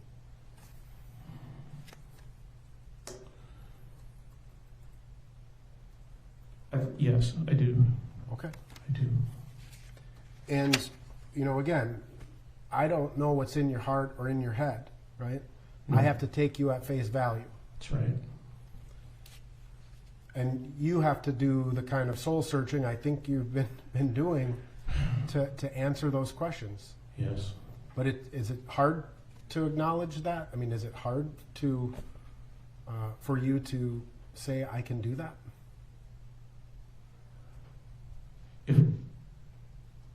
If I couldn't imagine myself saying not guilty, I wouldn't be here. Okay. I just wouldn't be here. So that is one potential outcome that you could foresee from this case. Absolutely.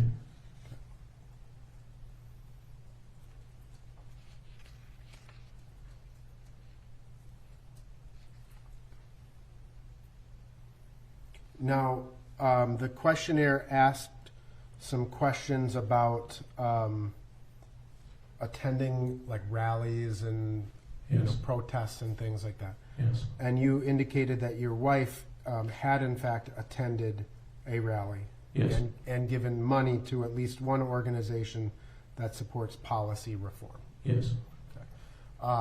Again, that you and your wife, I'm assuming, share some similar sentiments about this matter. Yeah, that's fair to say. Yeah. The policy reform, was it specifically the money that was donated to this organization? Was it specifically geared at policing reform, or was it other type of policy reform? No, she predates this case. Okay. She's always been doing that. Yeah. Yeah. Okay, and so, but your wife did at least attend one rally after these? She did, yeah. Okay. Yeah. Were you supportive of her in doing that? Yeah, I wasn't unsupportive, no. Right. But you didn't go yourself? No. No, I'm in a very odd situation where I was working full-time during this time. Okay. So Sure. It wasn't even a question for me. If you didn't have to work, would you have attended?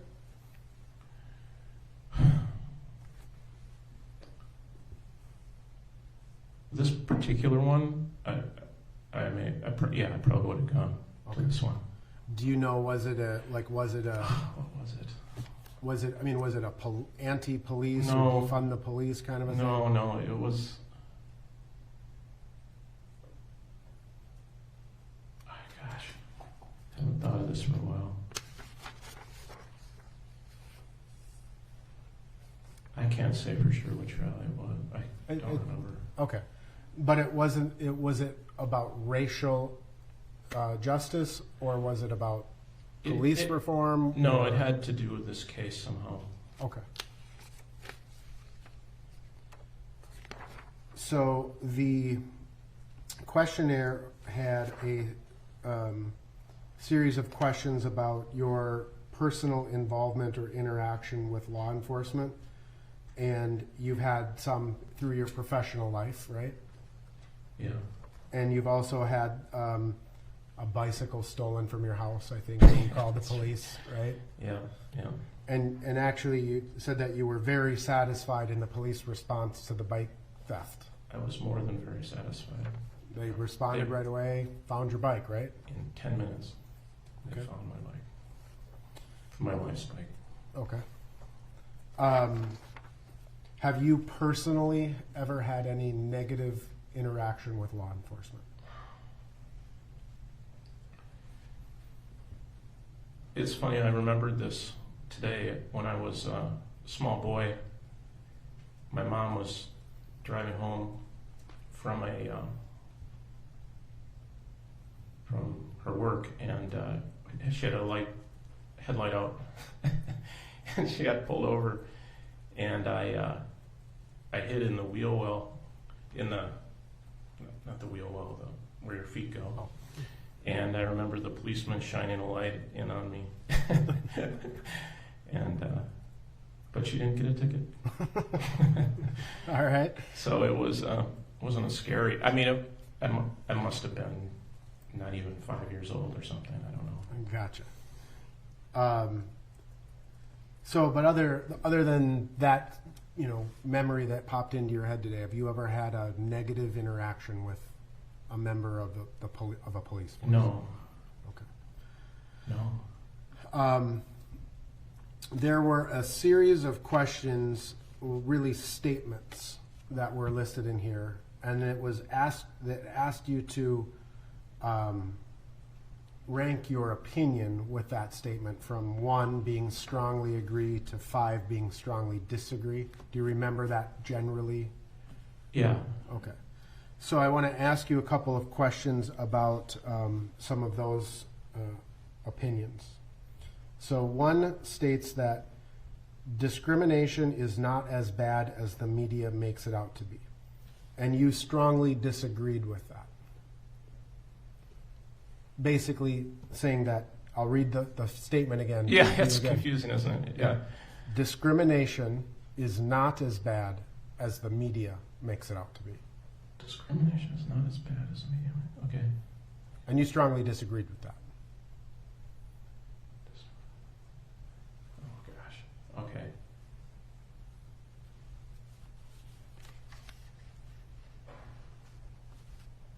Oh, okay, I get it. Yeah, no, that's right. Yeah. Okay, sorry. It's a strange statement. I know some of these things oddly a double worded. negative or something. Yeah. Okay. So in other words, I think the nature of the question is discrimination is real, but it's not as bad as the media makes it out to be. And I disagreed.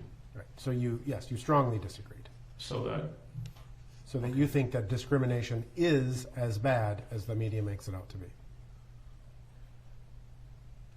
Yeah, I guess I did. Yeah, okay. Yep. That's so confusing. It's all right. Sometimes we lawyers, we like to make things a little more complicated than they need to I'm be. sorry if you wrote that question. I didn't, but that's okay. Okay. The next question is kind of similar to that. It reads, blacks and minorities do not receive equal treatment as whites in the criminal justice system. And you somewhat agreed with that. Yeah, that's more of a maybe. Yeah, I don't know enough to, but I suspect that's true. Okay. But You have no personal... No, I can't strongly agree with that. Okay. You have no... Because I have no experience. I don't have the experience to Okay. tell you that. I'm trying to take everything down, so let's try not to talk over each other. Possible. Okay. The next question was, police in this country treat whites and blacks equally, and you strongly disagreed with that as well. Huh, okay.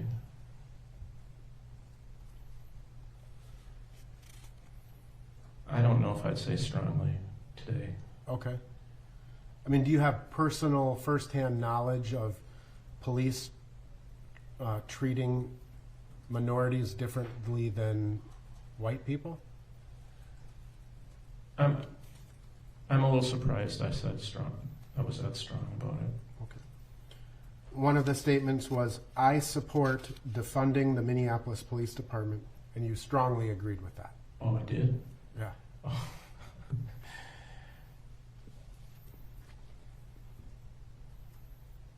And if you do, again, that's right, we all have our opinions about politics and music and religion and whatever else. We all have our opinions. Your opinions are your opinions. Yes. And that's fine. So, I mean, do you still support the notion, maybe not as strongly now, but do you still support the notion of defunding the Minneapolis Police Department? I guess my view on it is that, and I think it was then too, but that the police are asked to do too much. Okay. Way too much. And that other entities should take that burden off them. It's just, I think, the way things have developed over time. Okay, fair enough. So, one last question that I think you had. Well, let me ask you a couple other questions. One question reads, because law enforcement officers have such dangerous jobs, it is not right to second-guess decisions they make while on duty. And you strongly disagreed with that.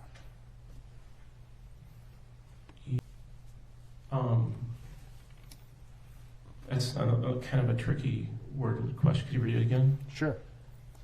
Because law enforcement officers have such dangerous jobs, it is not right to second-guess decisions they make while they're on duty. stand by that. Okay. Do you think that there's a difference between a decision that's made over a period of time versus a very rapid, quick decision? I guess where I'm coming on from on that is that, you know, as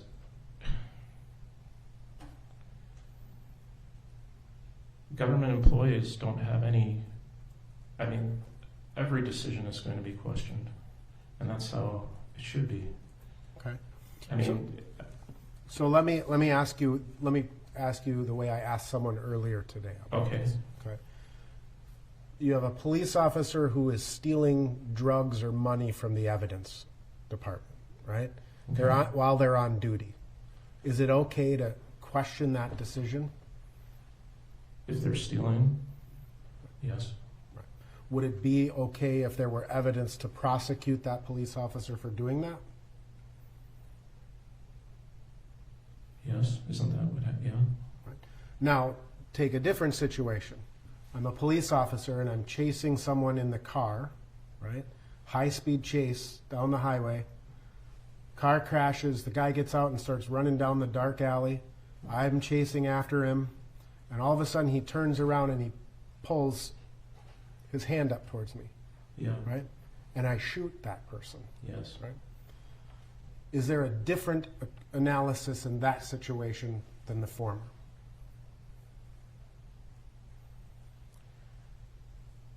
Yeah, I'm having a hard time following how they're similar.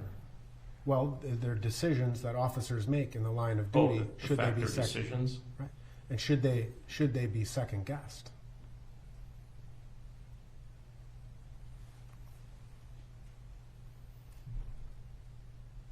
Yeah.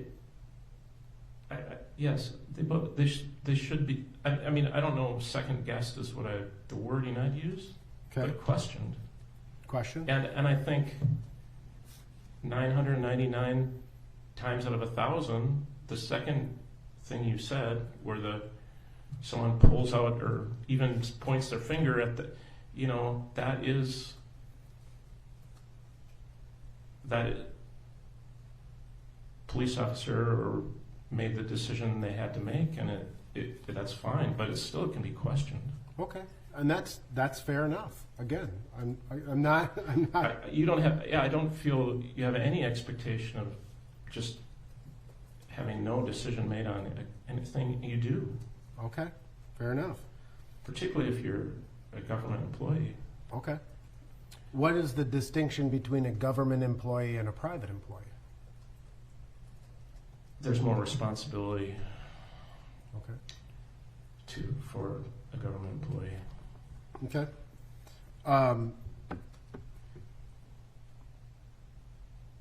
One of the statements is, "I do not trust the police," and you Okay. circled "strongly disagree."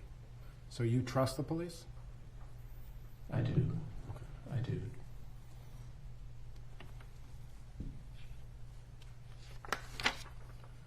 You were asked a series of questions about both the Black Lives Matter. Could I go back to that for a second? Of course. I do trust the police, but part of the reason I trust the police is because I know there are checks. There are checks to what they do, and I trust those checks. I trust. I have faith in the system. Okay. And there are some other questions about that I'm going to ask you because. Okay. Okay. And I really appreciate that. Okay. So you were asked a couple of questions about the Black Lives Matter, whether it's movement or organization or one or the other, as well as Blue Lives Matter, organization and or movement, right? Right. Yeah. Okay. And you have a very favorable view of the Black Lives Matter, and you write that it carries on the tradition of civil rights activists of the past and their struggle. That's my perception. Yeah. And you continue to hold that belief? I do. I don't. I'm ashamed to say I don't know enough about it, though. Okay. I'm not. I'm not involved in it. And with respect to Blue Lives Matter, you had a somewhat unfavorable opinion of them, and you wrote, I don't understand how anyone could view the police, Blue Lives, as somehow threatened or endangered when they are well armed and have all the power in most situations. I'm baffled by it. Yeah, I'd say suspicious of it. I guess I just, yeah. Okay. I just didn't compute for me. Okay. You have a background in history. Yeah, I do. Okay. I think you're. That might be overstating it. Oh, you have a degree in history? Yeah. Okay. You have a lawyer in your family who actually lives, like you share a duplex or something with her? Yeah, that's my relative to my wife, yeah. Okay. She no longer practices law? No. Okay. Would you, if you were to serve in it as a juror in this case, would you knock on the door and ask to talk about the law with her? I wish I could. Okay. I came so close to telling her. I just stopped myself as I read that last sentence or whatever. Yeah. I'd love to talk to her about it, but yeah, I'm not going to. Your father was a physician, right? Yes. And your wife is a nurse? Yes. Okay. So if there were to be medical evidence presented in this case, would you, I don't know, I may put my foot in my mouth, but is your father still alive? No, he passed away. I'm sorry. So with your wife, if there's medical evidence and you're trying to think, I don't understand how this works, would you go home at night and ask her about? It would be tempting, but I don't think I would, no. Okay. Can you promise us you won't? I can promise you I won't. Yeah, it would. So I've got just a few more questions for you, sir, and I really appreciate, again, your time. The last couple of questions I have are on your opinions regarding the justice system generally, and you were asked a question, do you believe that the jury system in this country is fair? Why or why not? And you write, although no system is infallible, when it comes to making a judgment as consequential as denying someone his or her freedom, I believe that being tried before 12 of your peers provides a fairness that wouldn't be there without a jury. Yeah. Good answer. I amazed myself. Explain, like, what's the difference between no jury and a jury? Like, why do you see that as such a benefit? I have to admit I'm weak on the law. I'm weak on this subject. So, and even since I wrote that, I've learned more about.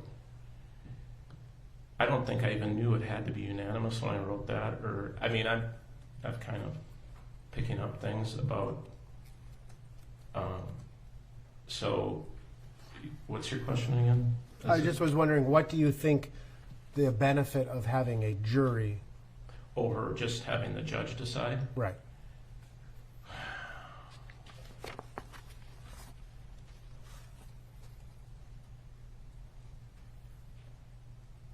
Yeah, I don't want to put down judges.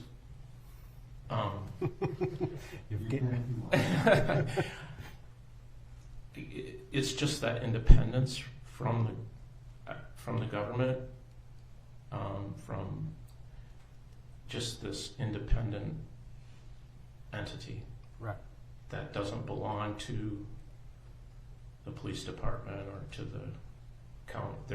It's an independent. I think that's fair enough. What I'd say. Okay. So, again, I want to read to you two of your responses again, and then kind of circle back on some stuff. So, again, it asks, the question was, under our system of justice, defendants are presumed innocent of the criminal charges against them, Yeah. Would you have difficulty following this principle of law? And your response again was, in a case with as much publicity as this case, it is difficult. Yeah. Based upon the visual evidence I have seen, I haven't presumed the defendant is innocent. Right. But I know I have only seen and read a small fraction of what occurred. Knowing this, I believe I can presume innocence until all facts are presented to the jury. Okay? So I want you to think about that. I'm going to read you another one of your responses. Okay. The question was, do you want to serve as a juror in this case? And you said yes. Yes. And you said, it asks, why do you feel that way about serving as a juror in this case?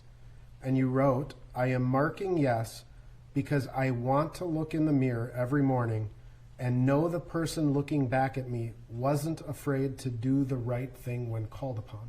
That's right. I believe I would make a good juror for many reasons, but I will leave it up to others. And you kind of go on from there a little. I mean, not much. I can read the rest if you want. No. Okay. No, that's fine. So it strikes me, sir, that you have taken your obligation as a potential juror remarkably seriously. I'm telling you that. And I think you've reflected, right? So you've acknowledged that once you saw the bystander video, right, you did not presume Mr. Chauvin innocent, right? No. I mean, I was, Right? So you didn't presume him innocent. And also you have some very strongly held opinions, which, again, it's your right to have those opinions. And I may agree or disagree with some of them. Yeah. The point being is that in view of your personal beliefs, right, you've acknowledged that you didn't presume Mr. Chauvin innocent, and you have concern about doing the right thing when called upon. Can you honestly say to us, I can put all of these things aside. I can follow the law. I can listen to the evidence. I can apply the evidence to the law and make a decision. Can you do that? Free from all of your other opinions. Yeah. That last question about was the most difficult one. And I've thought about it a lot, and I don't aspire to be on the jury.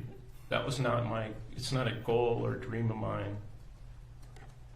But I wanted to, what I want to say, I know this isn't answering your last question, but it's my willingness to do it shouldn't be a factor in deciding if I'm willing to do. I'm totally willing to. So that's getting that, but that's not the important part. The important part is, do I think I could do it? And I do think I can do it. Okay.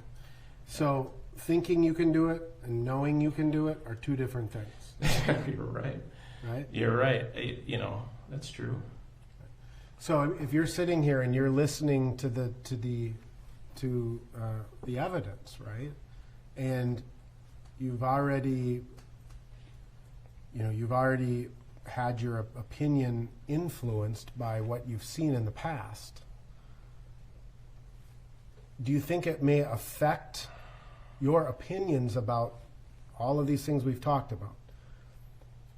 May harm my client because you're focusing on your opinion about police reform or defunding the police. Will you look at the evidence as a blank slate? No, I respect that. I respect your. I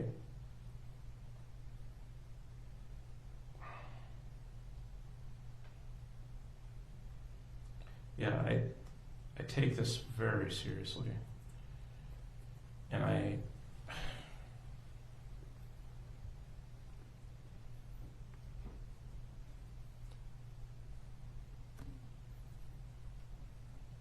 Yeah. I really think the answer is yes, I could. If you do your job well and you show me evidence, I definitely, that thing is when yeah. But I don't have to show you evidence. Oh, or not you, whatever. If I see evidence, I'm sorry. But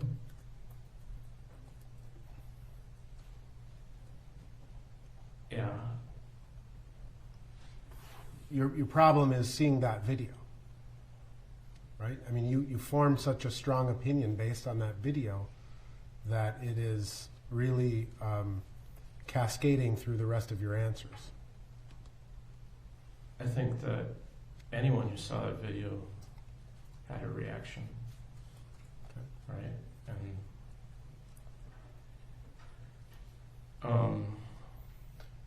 And I know we all want to be fair, right? We want to say that we're going to be a good juror, but again, I don't, No, that's right. You don't know. And we need to be certain of it. Absolutely. Absolutely. So I'll just ask you one last time. Can you? I can, even though it pains me to say, I can. Fair enough. If I may have a moment, Your Honor.